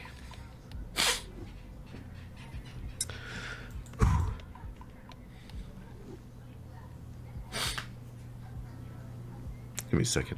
You good? You're all right, man. Man, there seems to be a lot of lacking toxic masculinity in this room. I was told that men don't care about children or women, and they don't care about when assaults happen. That they actually cheer it on and say, "Yeah, brother, yeah!" How could they have transgenders have misled us about this? Weird. When his parents came to pick him up, the school did not disclose to the parent that the kid was a part of an attempted abduction. So when parents asked him, "Why did my kid piss his pants at school?" the teachers and the people in charge did not tell them that there was an attempted abduction. To jail. Everyone. They covered it up. Jail. Disbarred. Teacher's license permanently removed or revoked. Cannot ever teach ever again in any place ever. And named and shamed. So that everybody knows that you did it. What?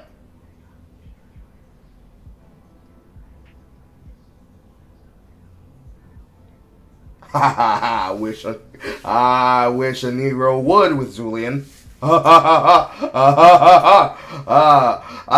let Star know I'll see you in 5 to 10. I'll take him out on his 15th birthday. No problem. The school then deleted the video of the attempted abduction. The fuck? So we can get the whole school system involved. The superintendent, the vice intendant, the security detail. Hell, let's get the police department involved. I'm gonna take all y'all's pension. The fuck are you talking about? No! And in that classic style, it gets worse, TM. And the district attorney's office, and the district attorney's office only got it because somebody within the school had the wherewithal to record it and then give it to them. The district attorney's office has sent subpoenas, so like court order documents from judges that are signed, to the school's legal representatives, and those representatives have intentionally not responded to them. Now here's the weird thing, which is like this is the biggest issue right here, is that specific one is the one that sent me over the edge. Obviously, I'm emotional from it. So the biggest issue with this entire story, well, one of the issues with this entire story is that when subpoenaed, these legal representatives for the Buffalo School Department are ignoring the subpoenas and not just not responding to them, but being obstructionists and actually giving information to school administrators and school personnel to not talk to the police or assist the police in any way. In fact, to obstruct us, like intentionally, do not do these things. Here's how you prevent the police from doing their job. So, and here's where like this crux is coming in, why it's kind of a whistleblower thing, is there are people that are trying to get this information from the schools, and the main obstructionist are these lawyers who, once again, I said, are ignoring subpoenas and court orders. And the only way that you can overcome that is if somebody from the court system, judge, attorney general's office in New York State, the attorney general of the United States, comes down and says, why are you not responding to these court orders? You're ordered to respond to them and you're not. And in this specific case, you know, like destruction of evidence, you know, which is huge. And then not telling one of the, you know, the kid's parents. Now, if somebody comes forward, you said somebody had the wherewithal to record the surveillance video or whatever it was. Yeah. If somebody comes forward with that, that's still usable as evidence. So they have to, person, that's a weird thing about New York State. And I'm not a lawyer, and my knowledge is limited. Of course it's New York State law that's causing this obstruction. Activistic laws and activistic fucking members of detail. That pisses me the fuck off immediately, even more than I already was becoming. Thanks, horror. I went from being comically annoyed to ferociously upset. I'm just not saying slurs. Limited in that, but from my understanding, everybody's you upset. need to have somebody confirm the authenticity of the recording. So let's say that it's a CCTV of like a corner store. The manager or a worker would have to show up to court and say, that is the video that from my store. When it comes from, and I don't know if this is how it was done, but let's say like a cell phone recorded the CCTV footage, and then they were like, hey, they deleted the real CCTV footage, and then gave it to the assistant district attorney. you would need somebody to authenticate that, which would and this is where the legal process is weird to me. I'm not sure if that means that the individual that sent the CCTV recording from their phone would have to state, I'm so and so, I recorded that with my phone. I was in the office of such and such school, and this is recording of our CCTV footage. Or if that means that any representative from the school can say, no, what that person recorded is our CCTV footage. Gotcha. So whoever recorded versus anyone can say yes and verify that. So I'm not sure. Like that's something for like the lawyers to do. I'm not sure how that process goes, but yeah. School district did that, dude. I'm telling you, it's a lot of the schools. When I say that's the worst example that I have, which is obviously a horrible example, I can't tell you the amount of shit that I have to go through in order to go to a school, talk to a principal and say, what did the kid tell you? And they'll go, I can't talk to you. I've got to talk to my lawyers. You're like, it's in your job to protect the kids? I can't tell you how many... I'll tell you another one. I had a girl that was, man, I'm getting fucked up.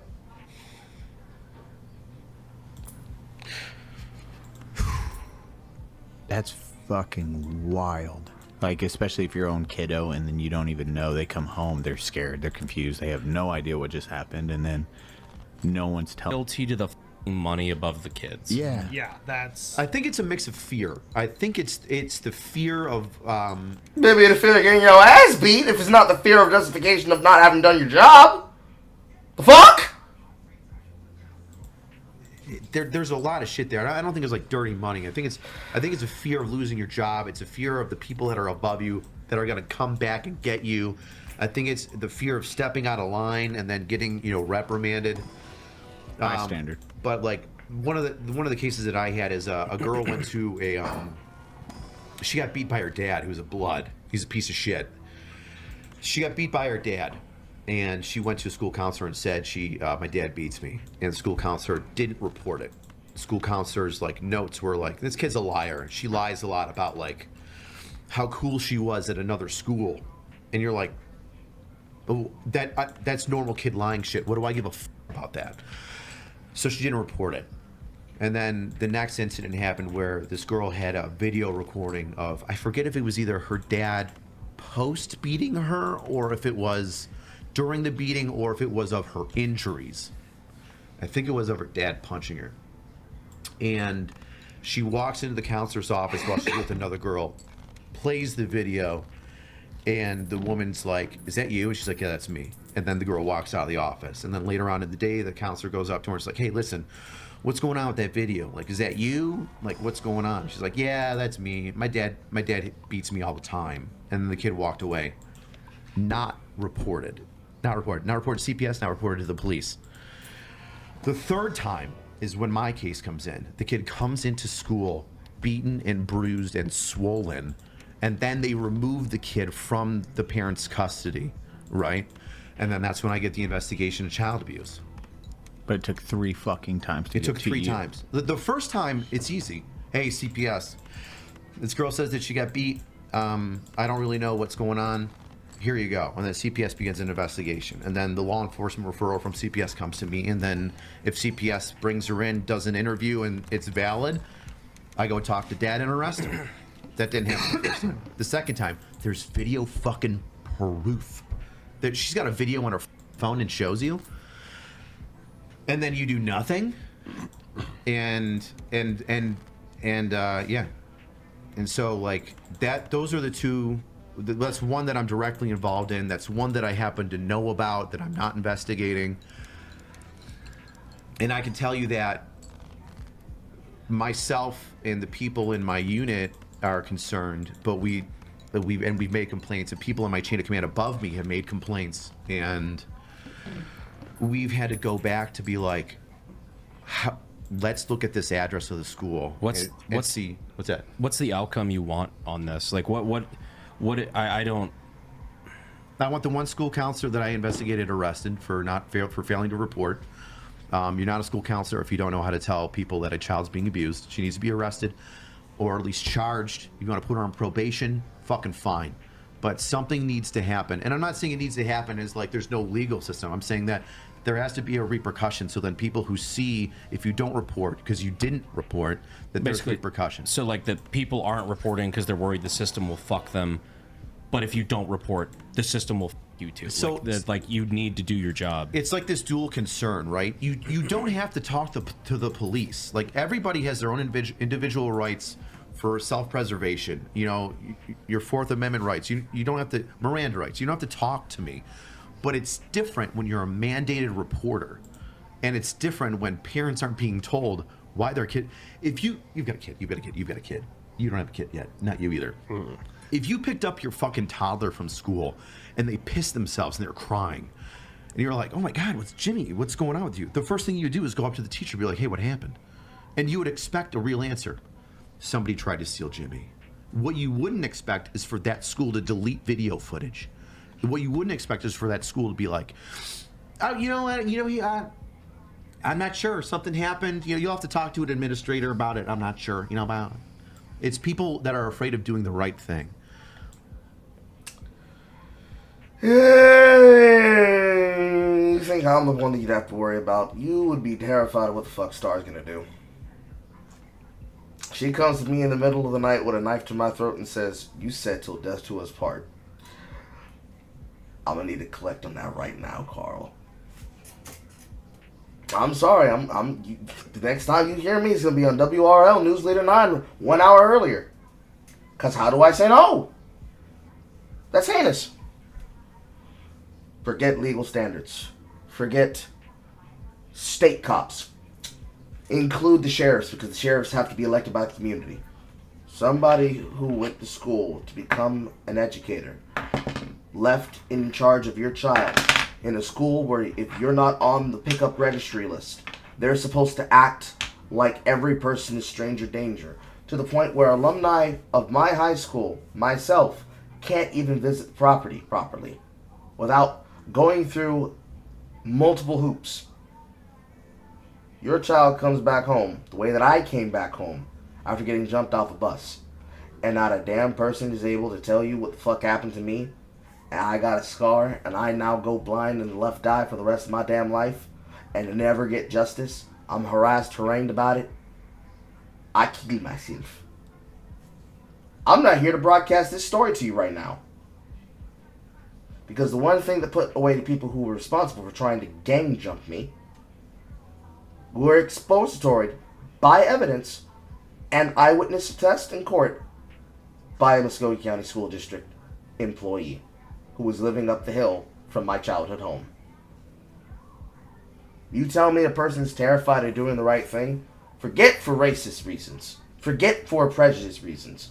They're afraid of doing the right thing because they think the legal system will fuck them the way that it fucks a child under No Child Left Behind with the ISS and OSS policies that cares more about trying to stop incidences being referred and reported rather than stopping the violence that's being reported. You're going to have a big, beautiful statistic about violence in the community that will be bigger than the murders done under Pol Pots in the Holodomor. Because if you want to see what creates a homegrown terrorist, that creates a homegrown terrorist.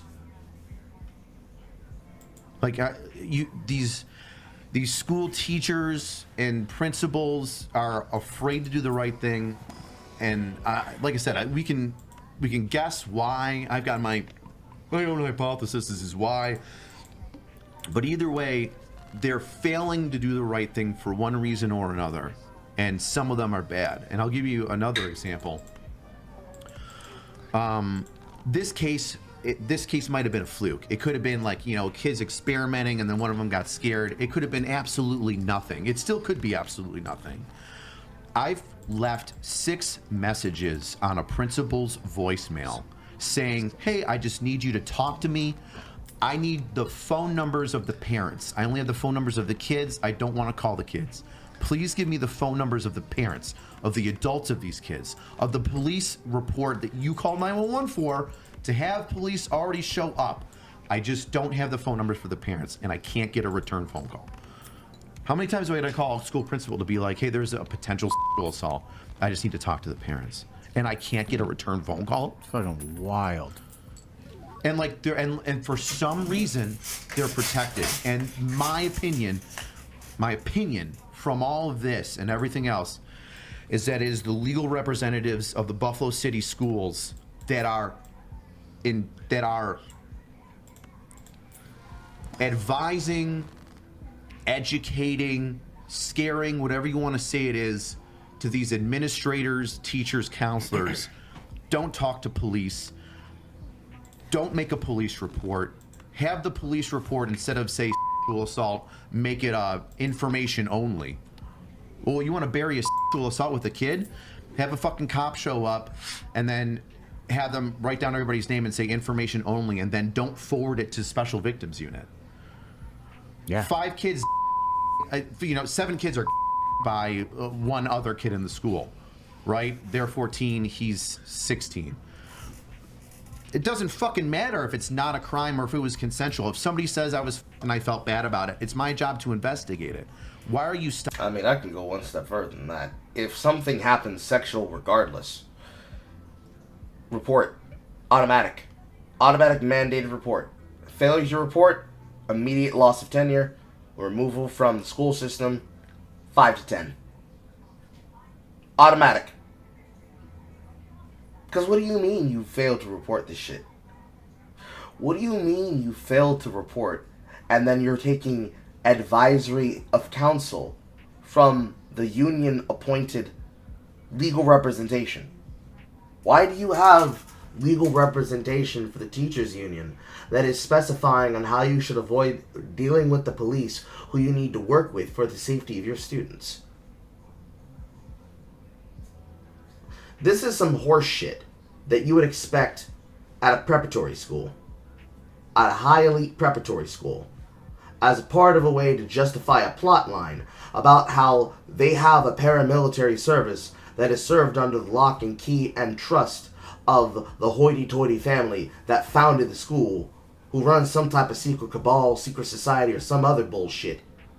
And that the reason why they don't have things dealt with by proper legal precedent is because they control the fucking government. They haven't mentioned if it has happened at a private school, at a private institution, or at some type of preparatory boarding school situation. It sounds like it's public school. So fuck you mean that people who are on the teachers union have legal representation telling them to avoid the fucking cops?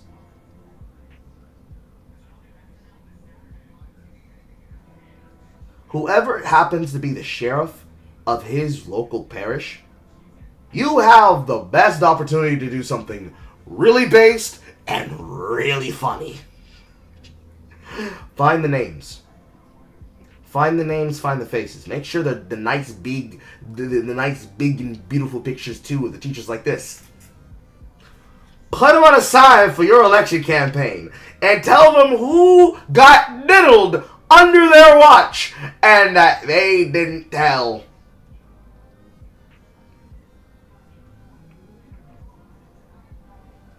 It'd be really funny and it'd be really based. We can see results tonight! Stopping that. And so, yeah, I was going to do it on the main podcast. If you want to throw it at the end, that's cool. But I might be asking for financial assistance after this goes live. But I'm okay with it because you're doing the right thing. It's fucking me up. It's fucking me up. I can't deal with it no more. You know, something that I've learned from our little podcast is ever since we've opened it up to like first responders, I've read a lot of those stories in there. And first responders do like PTSD. I think it's like for the active duty military, when you go to war, it's like it's highs and lows. Like you just get a shit show or nothing. Like it's all over the place. But first responders, it's just a constant thing. And like you being in the smack dab middle of both, bro, I don't know how you do it. Like people in general, like cops in general who deal with like sex crimes or child sex crimes, I couldn't do it. I'd be going to prison. Because it's the idea of like the, you know, at least when you're talking about military trauma, it's like that's over there. You're in war. Well, that's the thing. You're in war. You are fighting the enemy. You're like, chances are innocent aren't. You're not taking the life of an innocent. It's very rare. You're fighting enemy combatants. You're shooting blah blah blah, and then you come back and you're like, oh, and it's a separation versus here. And it's not the innocent you're seeing and then interacting with or pulling up to a crime scene, as you said. It's like, hey, there was a fucking drunk driver and a baby got smeared across the road. And then you have to go home immediately. And know that's going on around you all the time. Yeah. It's like different world. It's like an acute injury versus just like sustained overuse injury, almost. Yeah. Like, I would join the military and go to war over being a police officer. I'm so sorry. Any day. Paper towels. Paper towels. I got them right here. Boom. Because of that exact. That was. You're gonna get pink lip. Get the smelling salts. Are you available later? Did you just do a line of energy drink? Yeah.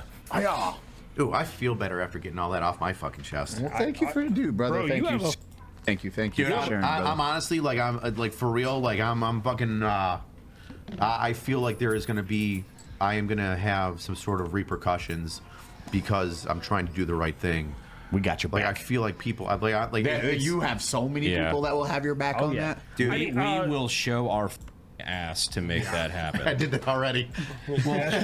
On a different issue, yeah, you did literally do that. Do cops have whistleblower protection? I know military does. Like, honest question. Well, I mean, there's a whistleblower protection for everybody. So yeah, and like if there's like a legal thing where they're going to come after me, I bet you there is going to be a legal thing where they come after me, and I don't know how I'm going to be protected or what that's going to be. It's worked out for you so far. I mean, if they try to come up for him with legal protections and sanctions for him having to talk about this, because of the fact that if he didn't say something, people wouldn't look into it further. I would think, again, whoever's running for office in his parish, in his state, in his sector, in his town, where he lives, has the opportunity to do something that is gainfully fruitful for their campaign and actively will seek to cause some good trouble to solve this problem and to address this problem where it could ever happen ever again. Like, when people like to talk about good trouble, good problems, from the dumbass activists we just listened to complain in the last video, when they talk about you need to be able to have active work to move the needle so that you can continue moving on the parabolic curve towards justice, this is what that looks like. This is what you call good trouble. This is where you get involved and you do something to cause some problems immediately, quick, fast, and in a hurry, and nip some shit in the bud. And yet, for the dumbest issues, you can find all the support for it. For this, hopefully, there is a large movement that is being done. Because it should happen. Yeah, I know. Well, I don't know what I don't know what's going to be so far, but like the things that I just said, you know, right? And because I'm concerned about them, it's well, you said the one case is mine, and that's how I know about it. But like, these are concerns from higher-ranking people in the Buffalo Police Department. These are concerns from patrol people in the Buffalo Police Department.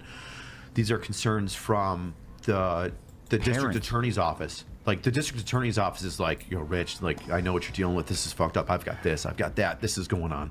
That's how I know that, like, they're the lawyers from, or that's the information that I'm getting that, you know, back up that thinking that the lawyers that represent the schools are not just not responding, but also obstructionists, which is, you know, what the, you know, like, and if I can be frank, I think everybody in the world is going to be like, so let me get this right. You're a lawyer, and instead of assisting the police department in protecting kids because you represent the schools, instead of assisting them, you're going to intentionally obstruct them. You're going to not respond to subpoenas. You're going to not respond to court orders. You're going to think that you're so high above the law and you've got no repercussions have happened to them. Because, like, you need somebody above a judge. Like, what's the judge going to do? Hey, give this to me. Yeah, I haven't given you anything, and I'm not going to give you anything. And nothing happens. Like, where the else do you go? The commissioner of police can't do shit about that.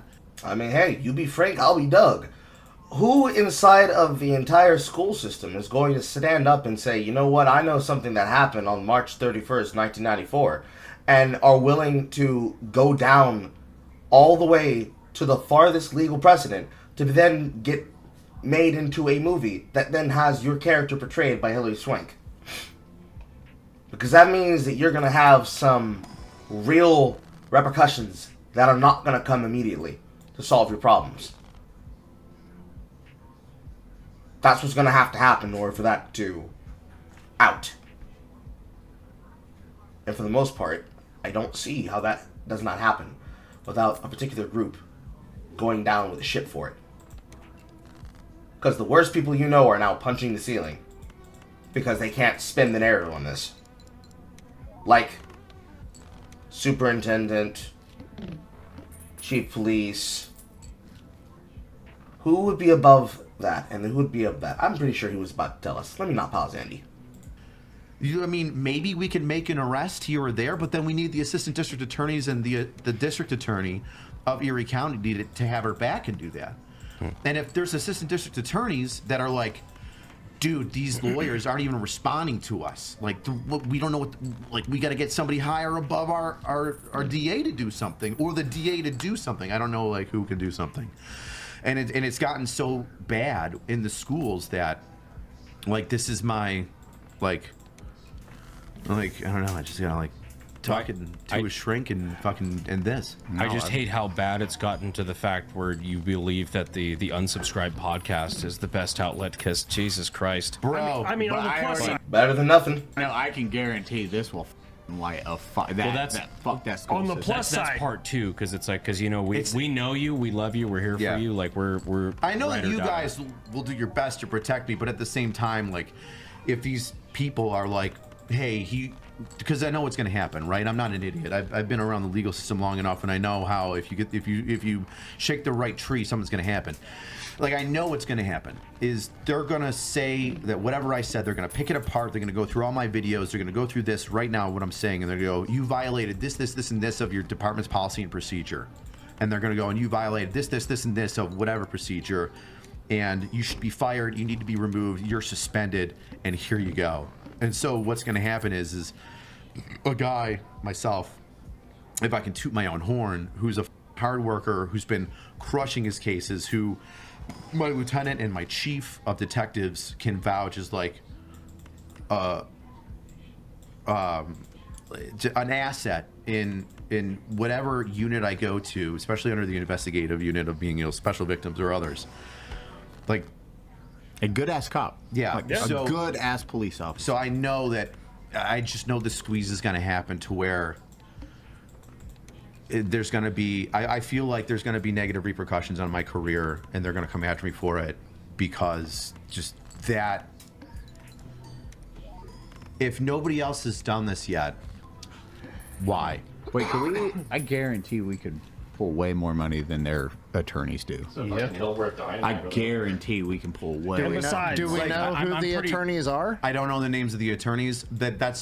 But I can say that they are the attorneys that represent the Buffalo school system, and that they are attorneys that have been receiving subpoenas, and that those attorneys that have been receiving the subpoenas have not been responding to them. I'm pretty comfortable dying on the hill of protecting kids. Which is like totally morally, I'm 100% in the right. Morally, like, fuck off. I know what I'm doing, but that doesn't mean there's not going to be negative repercussions. And like, that's one of those weird things where, like, I love being a cop. I'm not going to stop being a cop. I could have this career, but I love being a cop. But I'm worried that my thing is I think they're going to suspend me for an investigation. They're going to take a good detective that does the right things off the fucking streets for an indefinite period of time. My biggest fear is I don't think I'll lose my job for it, even though I know they'll come after me for it. My next biggest fear is that they're just going to take me off the table, and they're going to fucking put me on administrative leave for 10 years until I'm forced to retire, and I'm never going to be able to help a kid again. And that's going to make me cry. As he sips from his bad bitch mug. Yeah. We'll make sure that I doesn't love arresting happen. bad guys.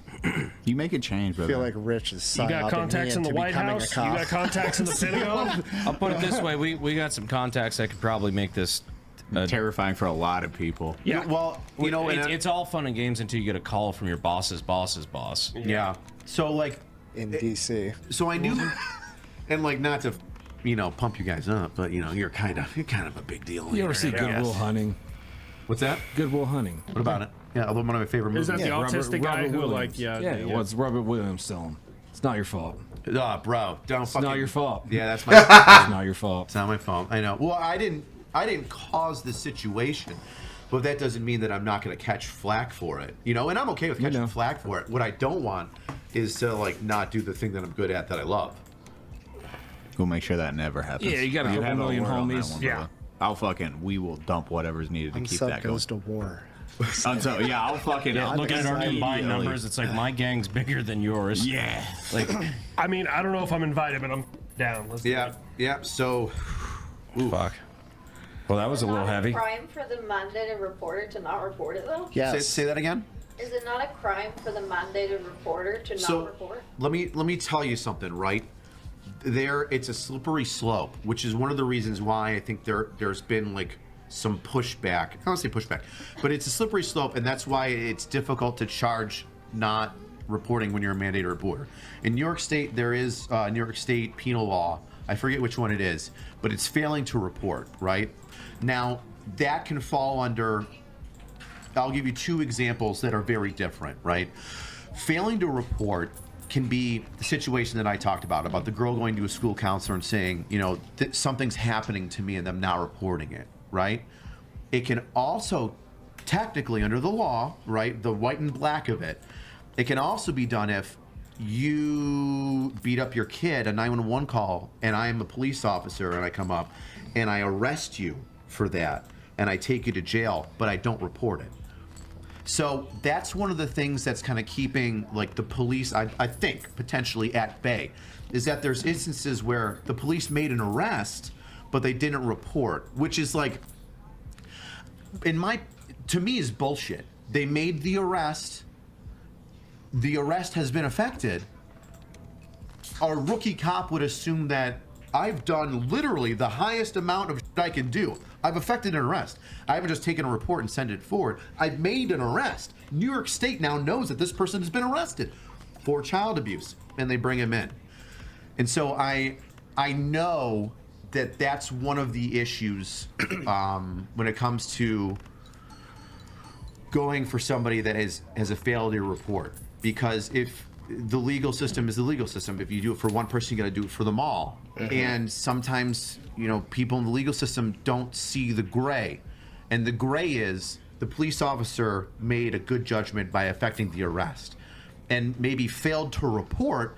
But in that failure to report, it wasn't an intentional failure to report.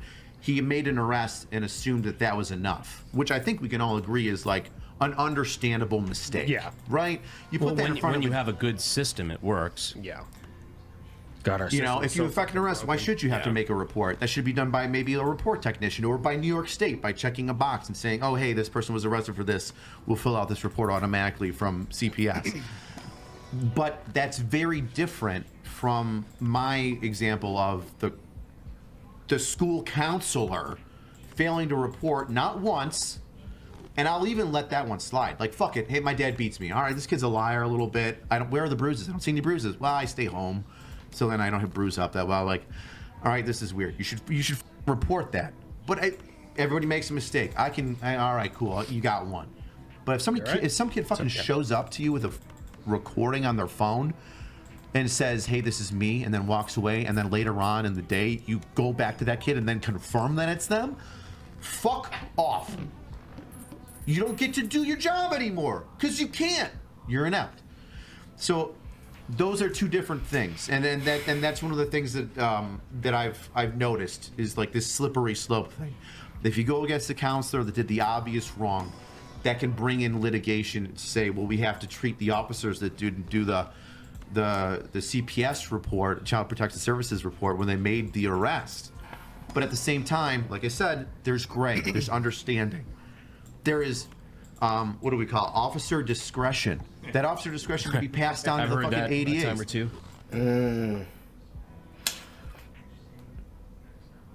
I don't think that this is a case of UK rape gangs. Although what it sounds like is it sounds like a UK rape gang situation. Callum, you're here. What are the 5 places around the UK where the Muslim grooming gangs were regulated? I'm gonna look it up all at the same time. I wait for you to answer that.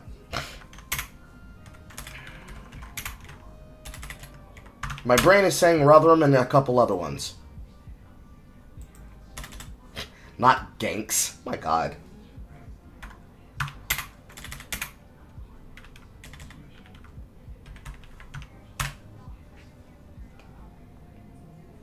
I see Rochdale in January 5th, 2024. I see a unnamed group of towns and places from the Home Office. And the RT, the Royal Honourable James Coventry MP on May 21st, 2024. Let's see here. Sunak.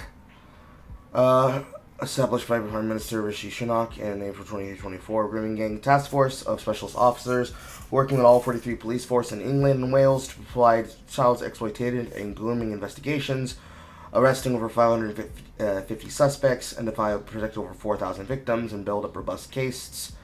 Names. I've got Essex. I've got Roths. But they're not naming the towns in question. Just the teams that helped to investigate it for the Ministry of Justice. Unfortunate. But where I made mention of the non-stop grooming gangs, I would be scared if this was the uncovering of an assault ring that was occurring in New York City.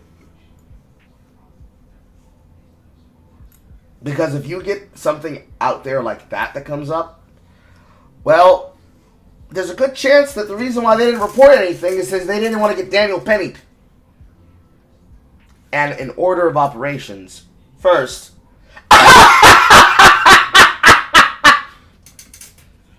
because, number 2, if the reason why this is happening is because of the fear that is rampant in a city like New York, an absolute pigsty on the eye of America, an actual sty infecting the eye of America, where New York State proper has people lining up against the wall with their backs to the tills and the rotaries to get into the subway like kindergartners because they are terrified of getting immolated. They are terrified of getting pushed into the tracks and killed when they get rolled over by the train or falling onto the electric rail. They are terrified of getting mugged. They are terrified of getting stabbed. They are terrified of crimes happening to them. They are terrified of getting hate crime. They are terrified of getting murdered. They are terrified of getting anything done to them in public where the bystander effect is in full effect and there is no Daniel Penny to come save them. Because not only did they try to prosecute Daniel Penny, and not only because they don't want to be the one that gets victimized and gets killed on behalf of you, but because they don't want to be the person that does the right thing and they get treated as though they were a part of the problem and gets a Daniel Penny attempt done onto them. By that I mean somebody decides to bring their family up and try to sing Kumbaya so that they can try to lynch you with a high-tech sophisticated case built against you for nothing more than you did what was right, but because the perpetrator happened to be a certain nationality that if it was to go viral would make money in America, trying to make a hate case against, as they were the defendant or the plaintiff with you as the defendant being tried against for public service and rights. If it is revealed that that may be such the case that it's happening because of that being the thing that they're looking into, bro, I don't think there's enough plays that could justify a person wanting to live in New York. Not any of the 5 boroughs. Not a singular one. Because at that point, you might as well just establish a New Age Crips and Bloods. You might as well have all the Irish gangs and all the Italian gangs maybe even some of the Mexican mafia gangs. Everybody forms a militia. Because, hey, if we don't take care of our own, ain't nobody finna do shit. And be justified in doing so. Unironically, let the kingpin take over New York City and flush out all the crime. It would be a better statistic. It would be a better statistic than the statistics that will happen if those numbers get looked into and investigated and they find themselves a fucking sex crime ring. Man, fuck a Batman! You might need Daredevil. You might need more than Daredevil. You might need Wolverine and Deadpool and maybe Ghost Rider. That way you know he gets the job done. Damn well gonna need the Punisher just to make sure that they get the prosecution done, and then in prison, the execution technique is the Punisher.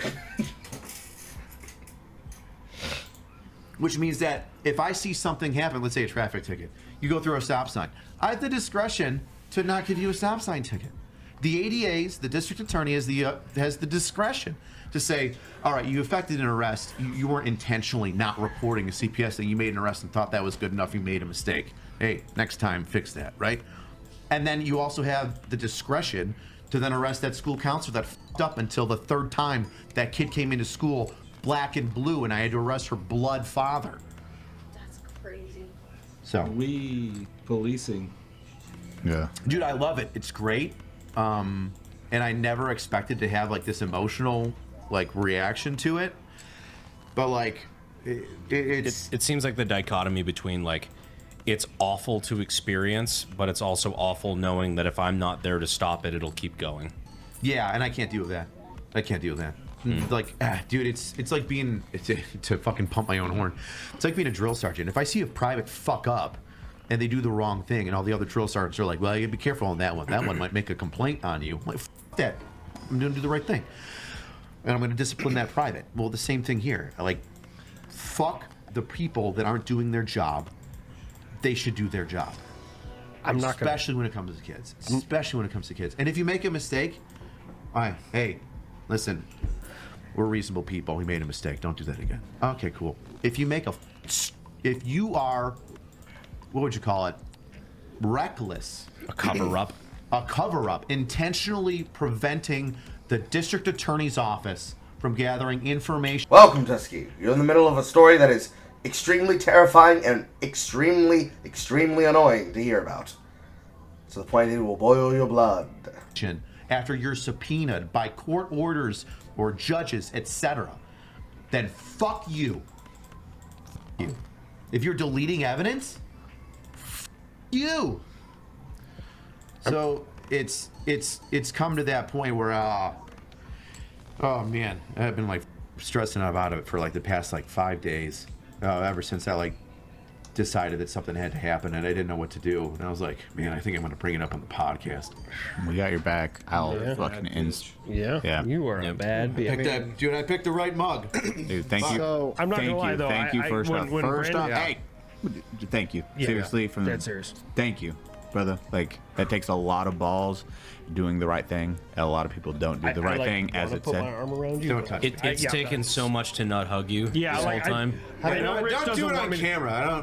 People don't need to see me be all weepy and How do you want us to start? What's that? How do you want us to start? I think that if I think we just did. Yeah. No, I know we did. Just what's the opening move? I'm not gonna lie. Like hearing you talk about that, and then Brandon brought up the whole like, you know, if you're not there, then who else is gonna do it? Dude, there's a lot of people that care that don't know what to do, and they're like, we're trying to do it, we're trying to move it forward, and I'm like, it's not fast enough. This isn't. You know what? We've been in the same spot for 2 years. Heaven help us if how long we've been in that same spot before I got to the Special Victims Unit, right? I know we've been in the same spot since I became a detective and went to the Special Victims Unit in 2023. And if we were still in that, if that spot is where we're at now, I don't know how far back that beginning was. And like I said, there's a lot of good people in the ADA's office, in the commissioner's office of my police department. There are good people that have been trying to find a way to fix it, and they're frustrated, and they're limited with what they can do. They're just limited. Like, hey man, I'm pushing up the chain of command. I keep making these things. I keep saying these things, and you like. I'm doing it. I'm not ignoring it, and like I said, it's been weighing on me. I started getting counseling last week.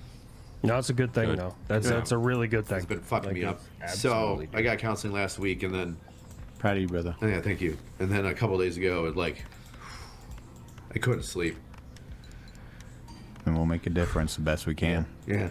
Appreciate it. Oh, Rich, I think we can all say you're not ever going to be jobless. Yeah. Yeah.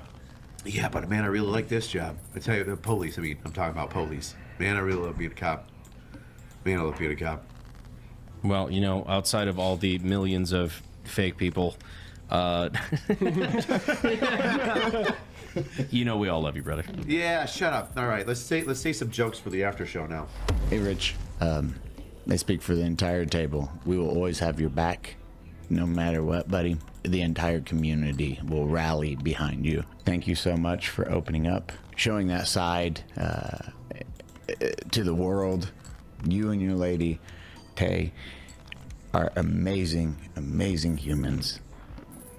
Be proud of everything you've accomplished in this life and continue to accomplish. And you guys are going to be fantastic parents. We are blessed to call you a friend. We are blessed to share the room with you and experience those laughs. We're blessed to call you a business partner. Keep kicking ass and taking names, man. To the audience out there that might not know Rich, Angry Cops, you're talking to a dude that loves being a police officer, loves being a detective. Most importantly, loves helping others. And more importantly than that, loves black people and fried chicken. He is still in the military as a drill sergeant. He doesn't have to be. He doesn't have to be a police officer. He chooses to be because he actually cares and he actually wants to make a difference. That is so rare to find a human like that. That's why he is a very, very, very good friend, and why I stress how lucky we are to have an individual like that in our lives. Be proud of yourself, man. I hope you know that. That is from all the love from all the guys. We are just blessed to have you in our lives, my friend. And I know it wasn't easy doing that message, crying on camera and then crying in front of others it's difficult. It's not an easy thing putting yourself out there like that. And you did, and you have so much respect from all of us. So thank you, buddy. Thank you for being who you are, my friend. I love you, my man. I'd give you a hug if I could. Thank you for being a man. Thank you for being a strong man. Your dick is big and you have 8 inches. Bum, bum, bum.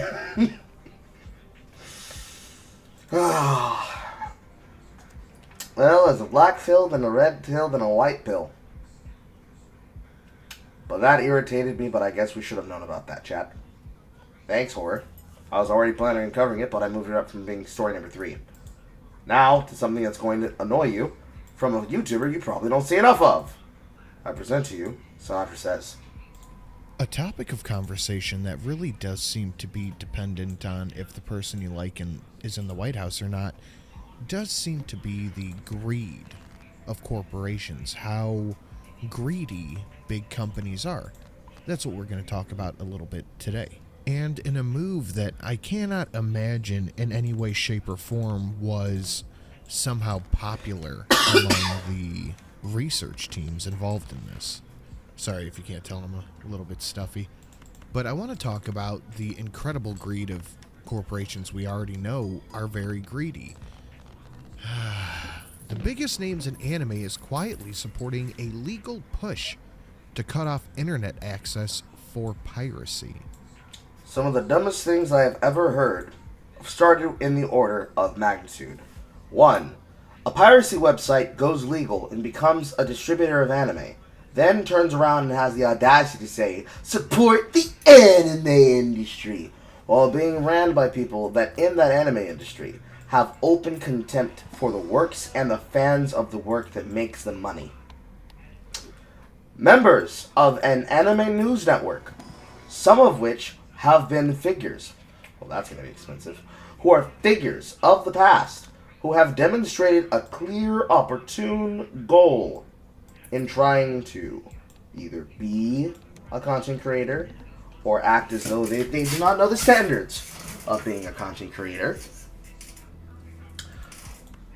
to attempt to act as though it is weird for people to be fans and expect others to be fans of a project that they otherwise would act like isn't an important thing to care about, because they decided that their particular way of thinking and behaving means that when people disagree with them on something, they can just choose to behave as though it is not important for people to address that, hey, this guy that says that they're an anime fan seemingly are sticking their politics into our shows, into the material, in a way in which is weird.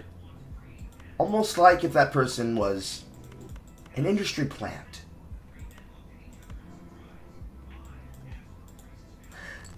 And, of course, people becoming fans of anime over COVID, but not a single one of them can name anything that isn't a battle shonen anime from summer, spring, winter, or fall 2020 to 2023, and calls the active genre considered for fan service gooner bait and pedo bait.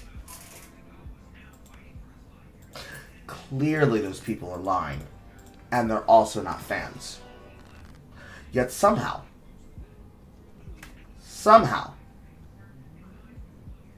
there are people who have convinced individuals that they are fans of animation, despite clearly lying as they do so. It is probably some of the most cantankerous shit that I've heard, yet keep seeing happening anywhere you could look on the motherfucking internet.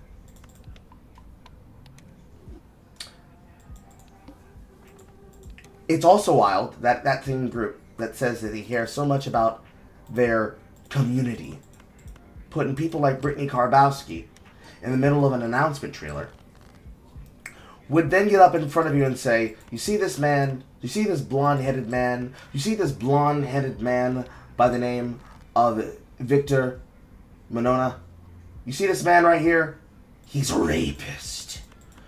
Only to hear in the deposition trial, yes, I've been jealous of him. I've always been jealous of him because he got first billing on Escaflown. There is a special kind of hell. A special kind of hell for a level of jealousy like that. And unfortunately, we will not be able to achieve that today. But what we can achieve is hearing about how that group of people are going to support the push to ensure that you can't go to anyone else but them to watch anime.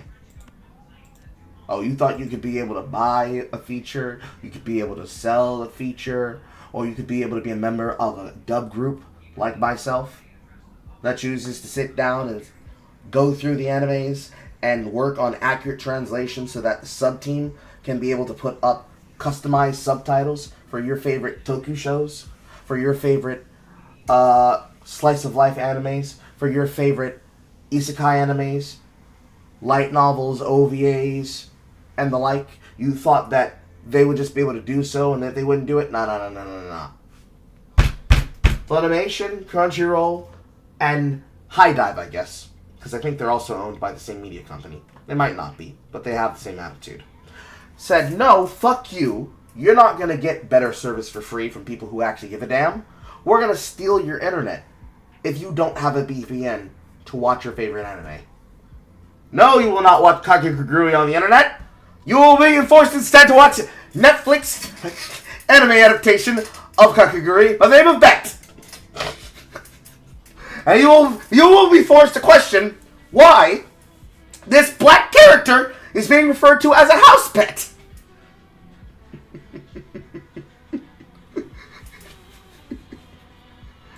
No, you will not be able to have your sweet waifus and your animes. Instead, you will get this. As I bring it up on camera. You will get this. And you will be forced to have this. And this is the only thing you get to have. And there will be nothing else. This is what you get. This is what you get. You get to have this all day. You only get to watch anime if it gets adapted by Netflix. You only get to see a video game plot if it gets adapted by HBO, Showtime, Cinemax, or Stars. And it looks like this. This is what you get when it comes to anime. Truthfully, it was a mistake, and 2 bombs was not enough! That is a joke.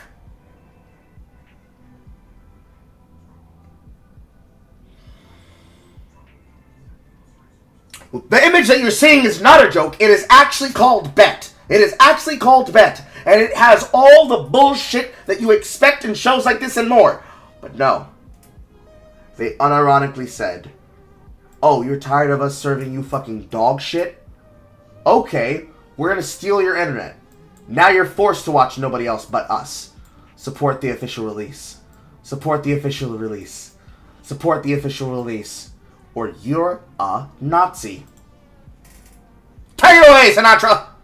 So I'm just gonna jump ahead of it. It's not so much just a name in anime, it's one of the biggest media corporations that exist, and YouTubers have been dealing with their shit for years. We're gonna be talking about UMG and Sony. And anybody who's ever made content on YouTube has at one point ran into issues with UMG. But Sony, that's a new one. That's interesting, but let's see what it has to say. Imagine losing your ISP, not by court order, but because your ISP received a complaint that you might have streamed an anime episode illegally. Again, it's not just anime. The scenario is closer than it seems.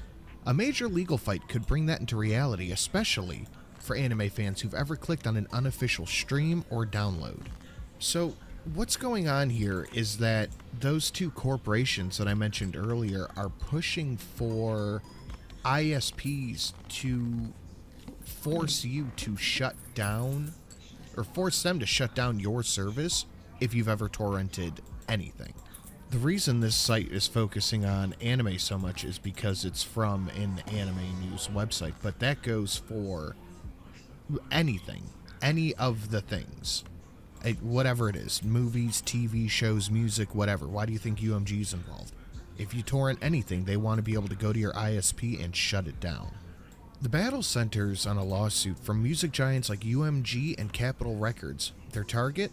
Grande Communications, a Texas-based provider. The issue? Whether ISPs should be forced. They violated my madam president. You're gonna force me to watch it with you for content, are you? Bet? No, you don't have to watch Bet with me. I have somebody else in mind specifically for that, and it's not horror. It's not gay or horror. You'll be surprised when you see it, but first they have to agree to it. It'll be really funny.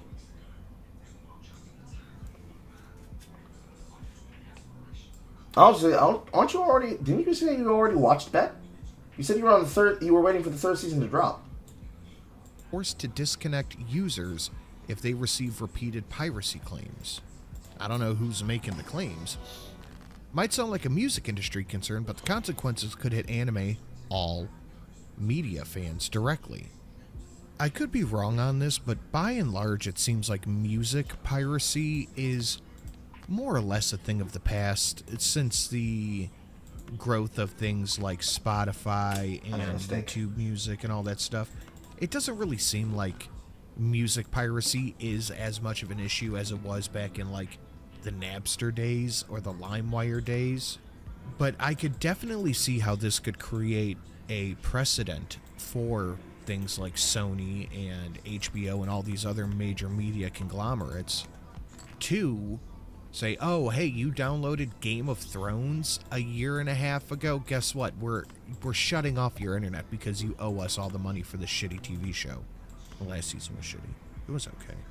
But again, if you stream something illegally, or if you download something illegally, if you torrent or pirate anything like that, they want to come directly to you and personally shut off your internet connection because their money.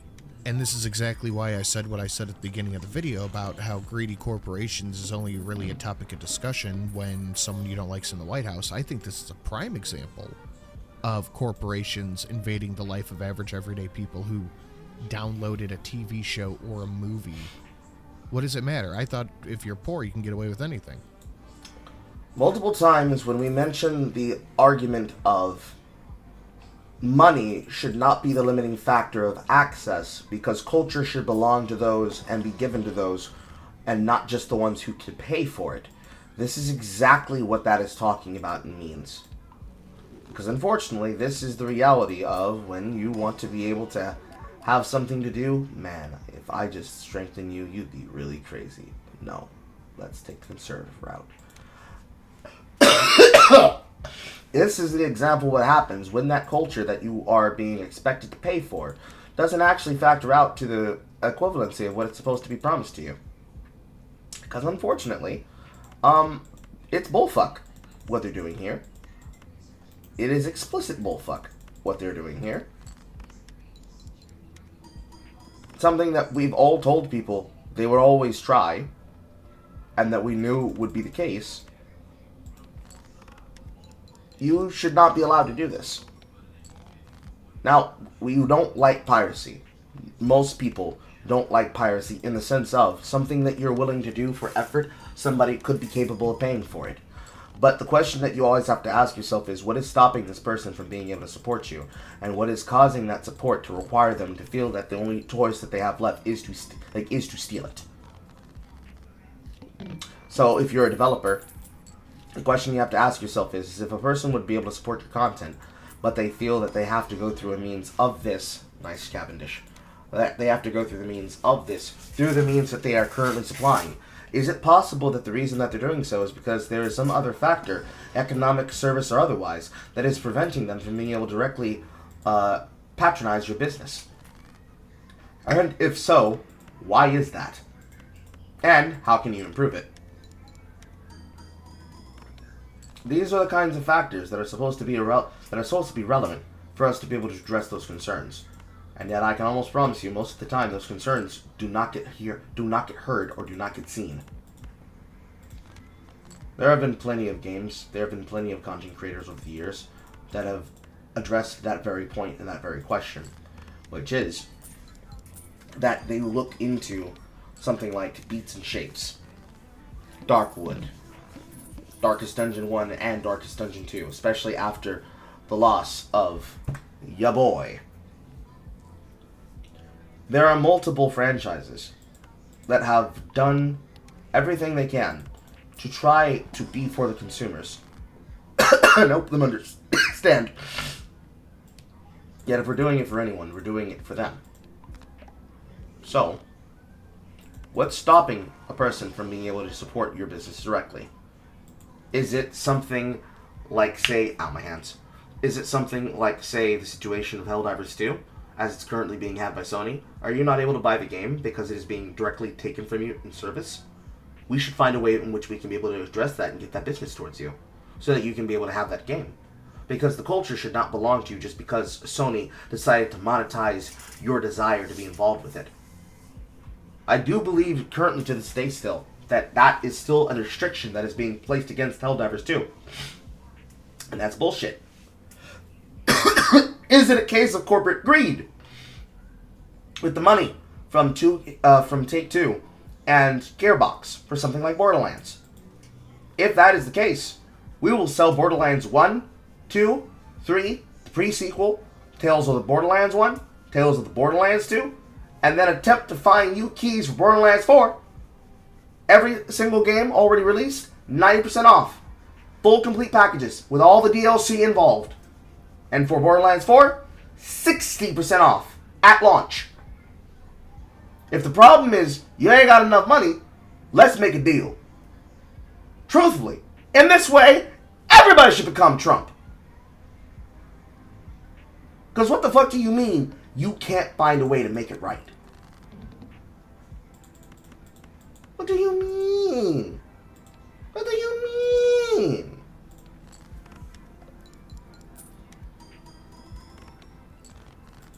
Grande's defense, they're a neutral provider.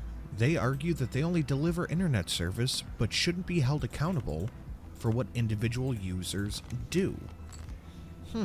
Let's put this into different context. Would you sue Ford for somebody drunk driving? Do you sue Wild Turkey or Buffalo Trace for somebody drunk driving? Can you sue people who just provide a service and somebody does something wrong with it? That could be extrapolated out to any extreme you can imagine. Are you going to start suing Hostess for making people fat or giving them diabetes? Are you going to start suing milk companies because you have the shits because you're lactose intolerant? Lactose intolerance. Their case whether ISPs should be forced to investigate and act on privacy ports is raising alarm bells for anybody who watches content online, because it sets a very scary precedent. How far back does it date? How long and how many complaints? Are they supposed to pull somebody's internet just because they get one complaint? Like, what are the finer details of it? This is just greedy corporations. If you make something, somebody can steal it. Are you going to see Samsung suing Walmart because, a phone got stolen and then somebody got like? What are you trying to set? Or is this just the cost of doing business? Why this impacts anime any media viewers. Music and anime are deeply connected. Anime is full of copyrighted soundtracks, opening themes, background scores, and some companies involved in this debate have strong links to anime itself, like that again for any media. Sony, for example, owns Aniplex, a key anime production studio, and Crunchyroll, one of the largest streaming services. While Sony is not a part of this particular lawsuit, they have publicly supported harsher piracy policies, including suspending internet access. And this is why I mentioned Sony in the beginning of this, because they're a name being tossed around in this. It's interesting, to say the least, to see what these people are trying to pull. It's not like Sony is hurting for money that, that song that you downloaded or that episode of One Piece, they're not gonna go under, but it is their property. I feel like pulling the rug out from people is incredibly insane.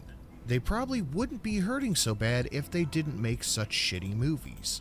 If this case changes in the law, anime fans may be next in line, including those who stream unlicensed episode, read scanned manga, or use file-sharing platforms. So they're just going for anything.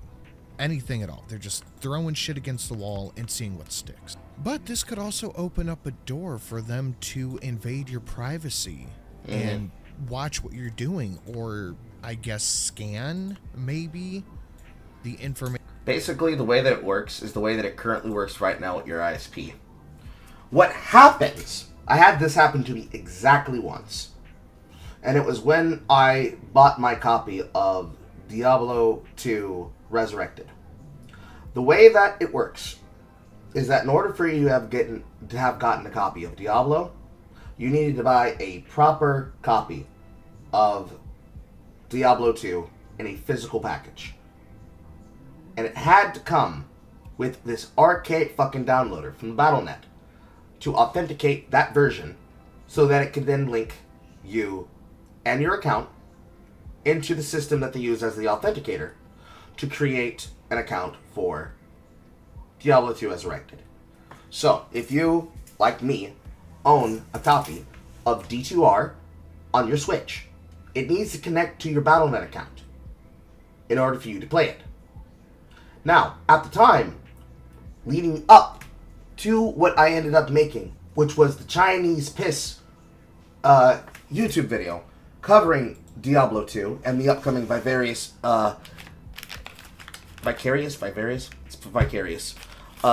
Studios remake of D2, which was the same studio that did Crash Bandicoot and Spyro, the one that we all hilariously memed to the ground for being bad.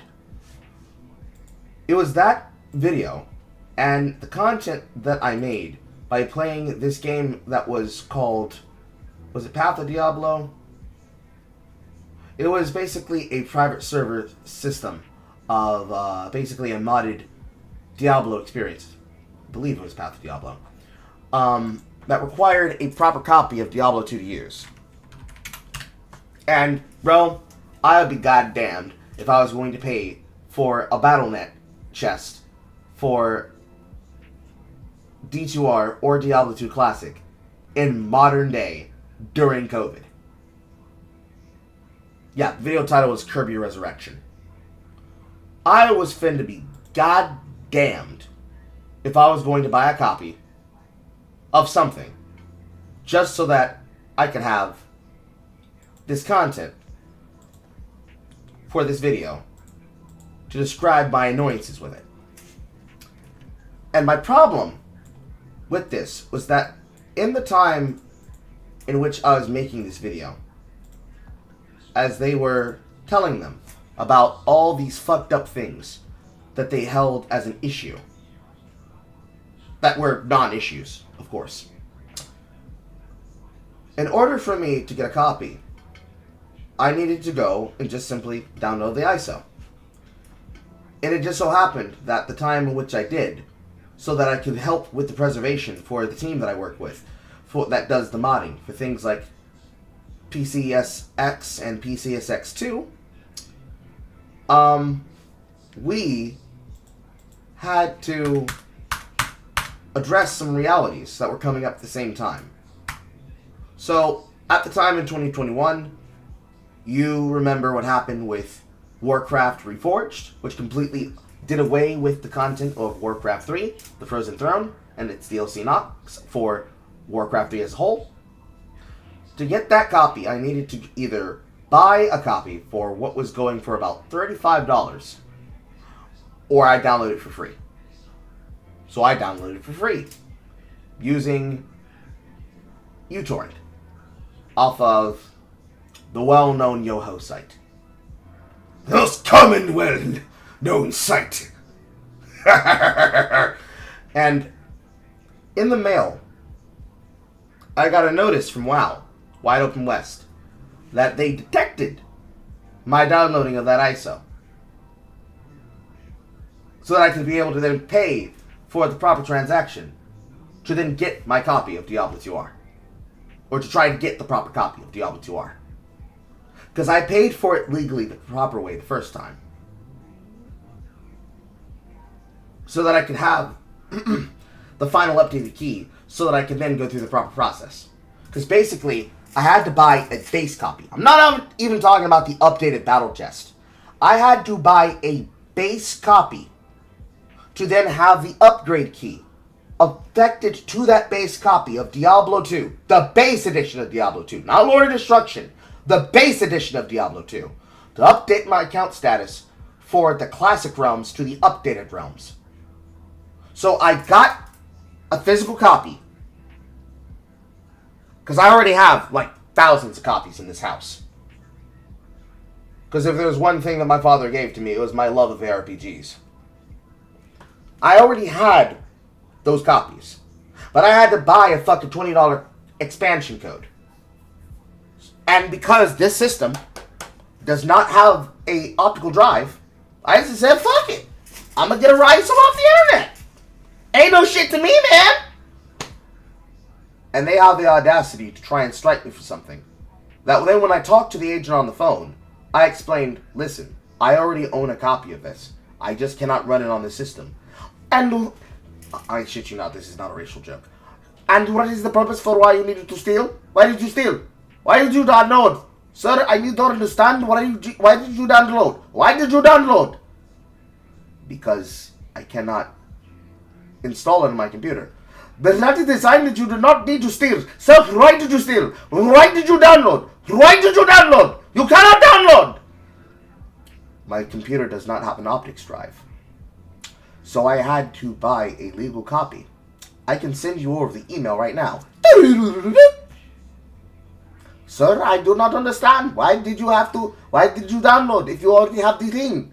Why did you pay extra money for thing you already own?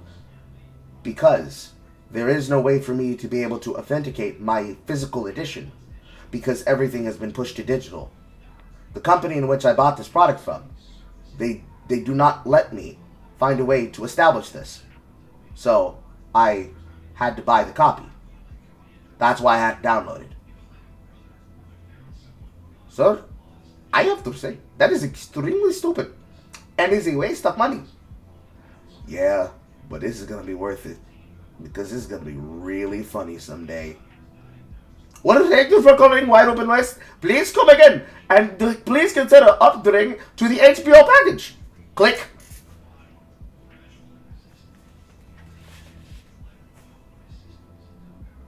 And like I said that day, it was going to be really funny when this came back up again. Because it is.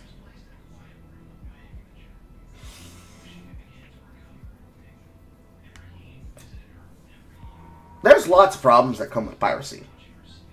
But the biggest problem that comes with piracy is not even a fault of piracy. It is the fault of industry standards. And to understand what I mean, look no further than what is currently occurring right now with the Switch 2. I'd be goddamn if you're gonna get any kind of money out of me concerning that fucking video game. Hell no! To the no, no, no! Hell to the no! No, no, no. Not Carl. Not I. Ain't finna get any money out of me. And the simple reason as to why is because why would I want to take that big of a hit of a monetary value for little to no gain? That's the obvious truth. Little to no gain. You want me to take an obvious hit on monetary resources just cuz. From the good of my heart. Support the anime release. Nah, support these nuts in your mouth. Fuck that. Why'd I do that to myself? I love myself, I don't hate myself. Regardless, that attenuates from the point. People are not about to pay extra money for some shit that they otherwise would not have to deal with just because somebody decided it'd be really wise to force them to do so anyways. I can't do it. No, not me, not I. Can't do it. Can't do it, won't do it. Fuck that noise. If you cannot find a way to make it possible and make it fair, then I'm sorry I'm stealing it. It's not because I don't like to support the anime police. The anime police. Support the official anime release. It's not because I'm a heinous, heartless monster that wants to steal money and take money and can't appreciate the industry in any way, shape, form, or capacity. It's the simple fact that you ain't gonna fit catch me dead not having that shit. Period. And that's my standard about how I feel. You can say that I'm the elitist of the bunch. I'm not the only person who feels like this, and I'm pretty sure there's many people here in the audience that feels the same exact way. Fuck I look like. Fuck I look like. Information incoming and outgoing. What Grande is saying. Grande is taking the fight to the U.S. Supreme Court. They're asking whether ISPs should be punished for not simply cutting off users after receiving a notice. That's what I want to know. Their argument covers several major points. Verifying copyright claims isn't easy. Shared connections, people who are in houses or dorms, complicate identifying who's committing infringement. Terminating access could seriously disrupt lives, not to mention contracts, affecting work, education, and healthcare. Again, this doesn't even begin to look at all the variables that exist for something like this. What if somebody is using your Wi-Fi? What if someone in the household is doing it without the knowledge of other people in the household? There's a million questions to ask with this, but these corporations, of course, are not interested in that. They're just going, oh, my money? Nah, turn their internet off. That's my money. They're like shitty J.G. Wentworth commercials. It's my money and they stole it now. I don't think they realize how bad this makes them look, or they just don't care. They either realize it or just don't care. And that's not to mention how lazy and selfish it is for them to just kind of go, meh, it's actually up to the ISPs, not us, to deal with this.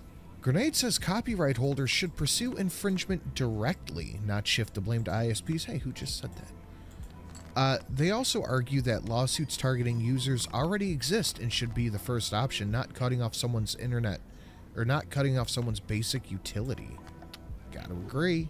The article then goes on to explain how the court had ruled against Grenade for them not following DMCA protection, which, okay, that makes sense. That is a current law that exists that they did not abide by. But they are taking this further by saying that they shouldn't have to cut off the internet access. So honestly, I still agree with Grenade on this one. Oh, I just said Grenade a whole bunch. Grande. Grande, grande. Could this affect your connection? Yes. Yes, it could. If the court sides with labels, it might lead to major changes in how internet access works. ISPs should not have control over that. That would be on the fiat of the American government, because it is the FBI and other groups that have the ability from the alpha or corporation, like corporations or organizations and lobby groups, to decide what is acceptable and what is not. You don't get to cut my internet off if I'm a paying fucking customer. Because if an ISP is now an extension warrant of the state, I should get internet for free.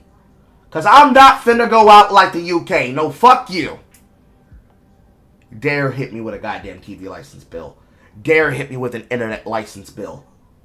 Start cutting off users based on unproven complaints. That includes people watching unlicensed anime episodes or reading manga, like we just talked about. Honestly, I feel like it could go a lot further than just that. Again, like I said, this makes a very a dangerous precedent that is probably... It's not a great precedent to set. This could be huge because, okay, let's say, yes, you can cut it off for privacy. Okay, what about other legal issues? What about hate speech? Where is the line to be drawn on this, and why do we decide to let internet providers draw that line? Could this boil down to an ISP going, well, I received a complaint about this person saying stuff online that I don't agree with, so no, I'm just going to cut it off? There is also a larger concern. What happens to your rights if you're wrongly accused? I didn't even think about that. How can you challenge a claim before losing access? Right now, those questions don't have clear answers. This case could mark the beginning of stricter enforcement, not just for music, but for all digital media. We're waiting to see what the U.S. Supreme Court will hear the decision that could reshape copyright enforcement in years to come. Whether they take it or not, the outcome could affect millions of people and possibly encourage other entertainment companies to follow suit. Now, I don't know what the outcome is going to be if the Supreme Court even hears it. I hope they do, because this feels like a major rights violation. It is. Let me know what you think down below in the comments section. Thank you so much for watching. I really appreciate you spending a little bit of time with me, and I will see you all in the next one. Thanks, Sinatra.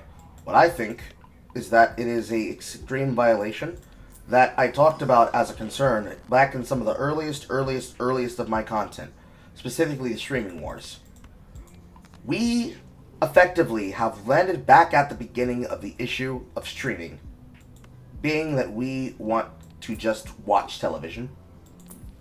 And that has now evolved in us effectively walking right the background to what was supposed to be the cutting of the cord.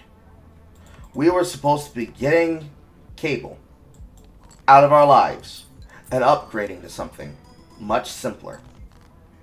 And instead, what we've ended up bringing into our lives is the semi-replacement that is the equivalent of some bullshit. puerile, gentrified bullshit. The kind that's hard to care about. Nice. We have allowed ourselves to get stuck on so many fucking broadcast services that every single job and every single corporation that could make a type of service for this effectively did.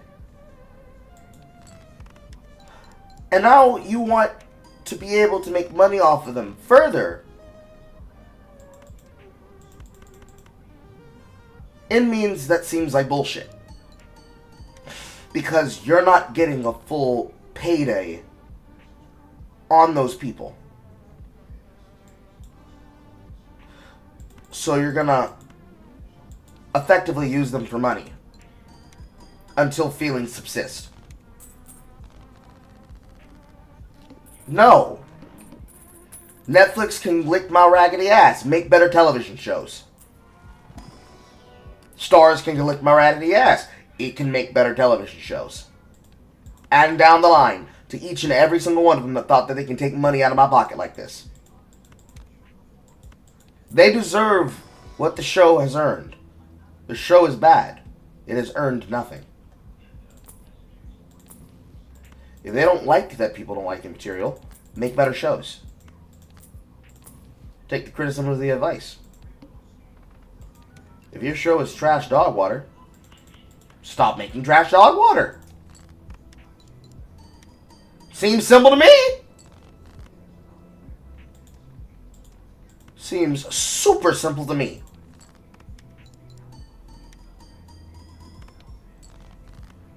Apparently, that's not nice. That's unfair.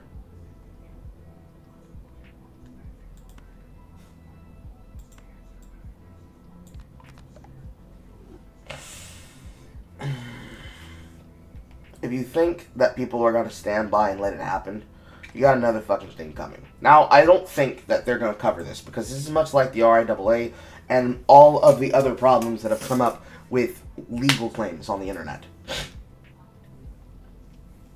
There is obviously a world where, no, you should probably try to control the means of how people are choosing to go about using material. But there's also an obvious world where if you choose to make something of value, you would not have people valuing less from the material that you're making to begin with anyways. And then maybe you make a profit on those shows that you're hoping people would stop stealing from. But you cannot expect people to see and hear you guys choosing to steal their money. Whoa. Choosing to steal their money. And act like that shit is not fucking fresh, brand new. There's no fucking way. There's no fucking way. I'm sorry. There's no fucking way. There's no fucking way.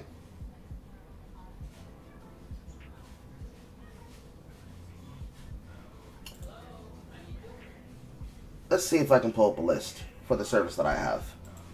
Xfinity cable channels.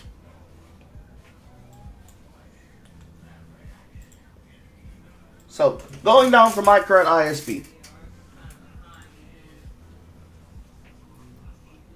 Based on my area code.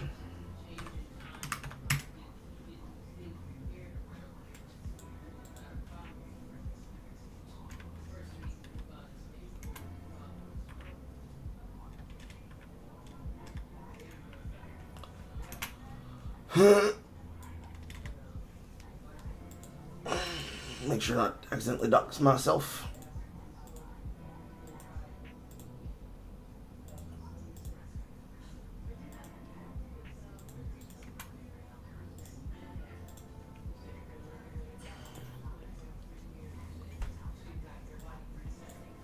Come on, Comcast. I'm out.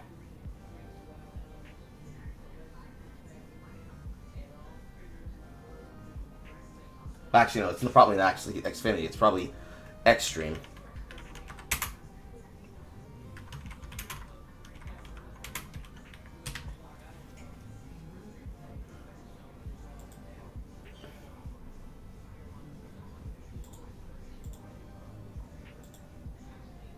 Oh my fucking god.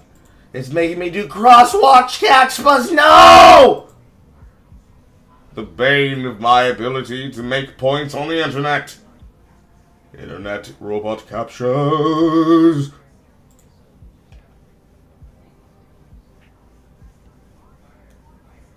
Okay, right now, based on the list that is available in the form of what is in my area, Mediacom, Shop HQ, Ion Television, CBS 3, the WRBL Newsleader affiliate, the Weather Channel, WCTA Telemundo, the WLTZ, WYBU, and WTMV, which in that order is CBS, Fox, NBC, CTN, and ABC.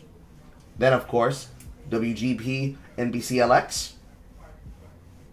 WLTZ, DT24, which is basically our cable provider for the CW, WJSP, which is the global PBS signifier, public broadcasting station.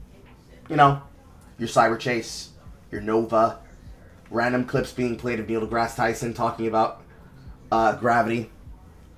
The Home Shopping Network, QVC, TBS, USA Network, TNT, Freeform, formerly ABC Family, FX, FXX, Lifetime, A&E, True TV, Sci-Fi Channel, now known as SYFY, Comedy Central, ESPN, ESPN2, Paramount, FS1, FanDuel Sports Southeast, TLC, HGTV, Travel Channel, CNN, HLN, Fox News, MSNBC, CNBC, Food Network, Discovery Channel, History Channel, Animal Planet, SEC Network for all of your best recent cable, college, and high school sports, the ACC Network, News Nation, Nickelodeon, Disney Channel, Cartoon Network, or what remains of it that isn't Teen Titans Go, TV Land, BET, Hallmark Channel, WeTV, Disney Junior, AMC, Bravo, Extra, VH1, MTV, CMT, Oxygen True Crime,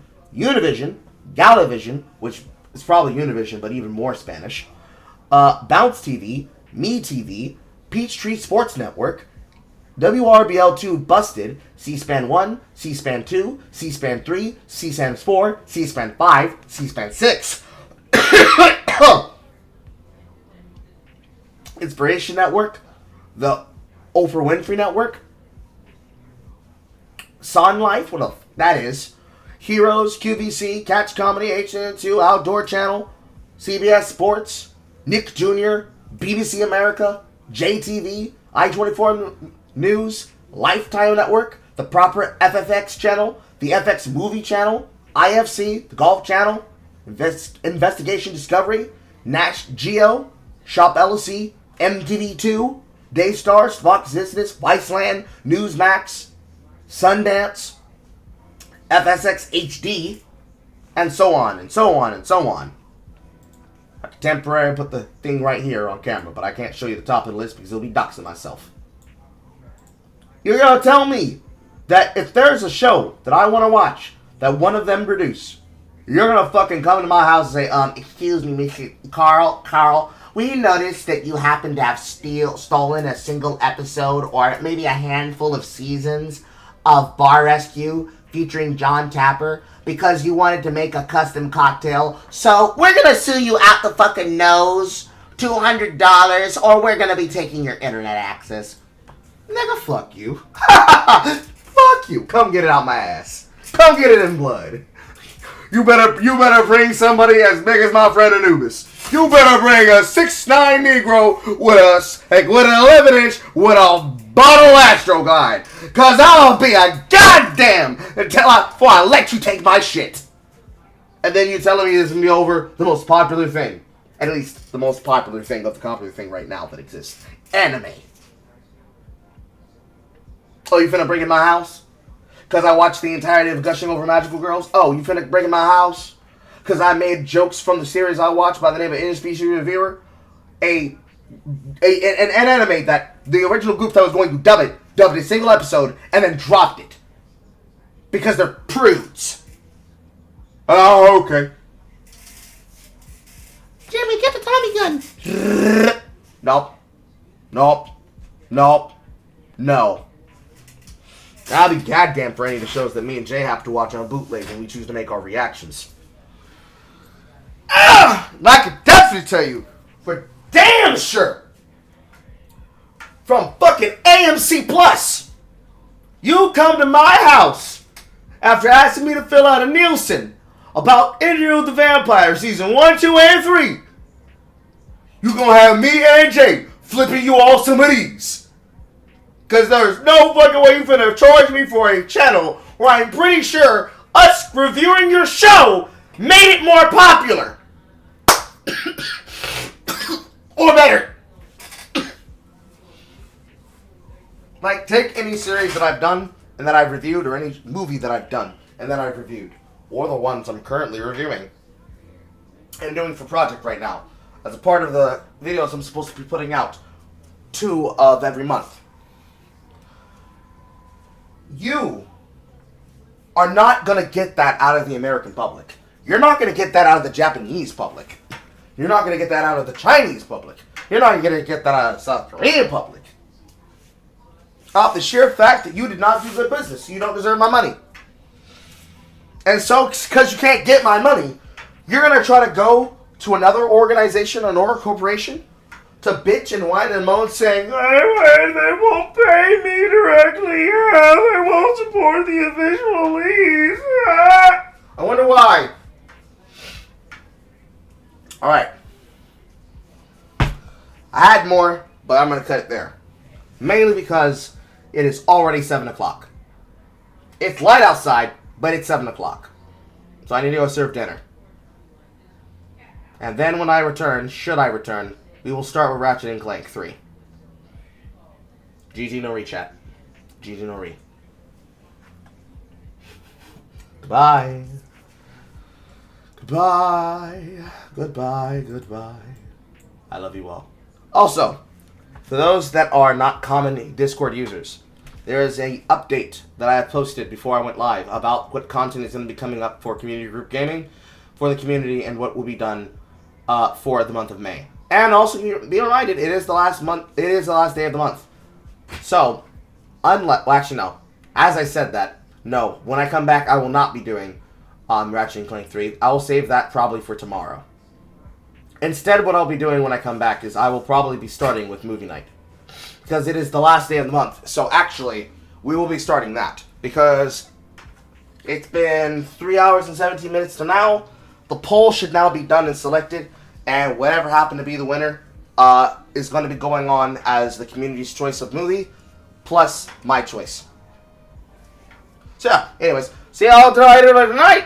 I love you all dearly. I will be seeing you in the funny papers, and I'm billing you for my therapy.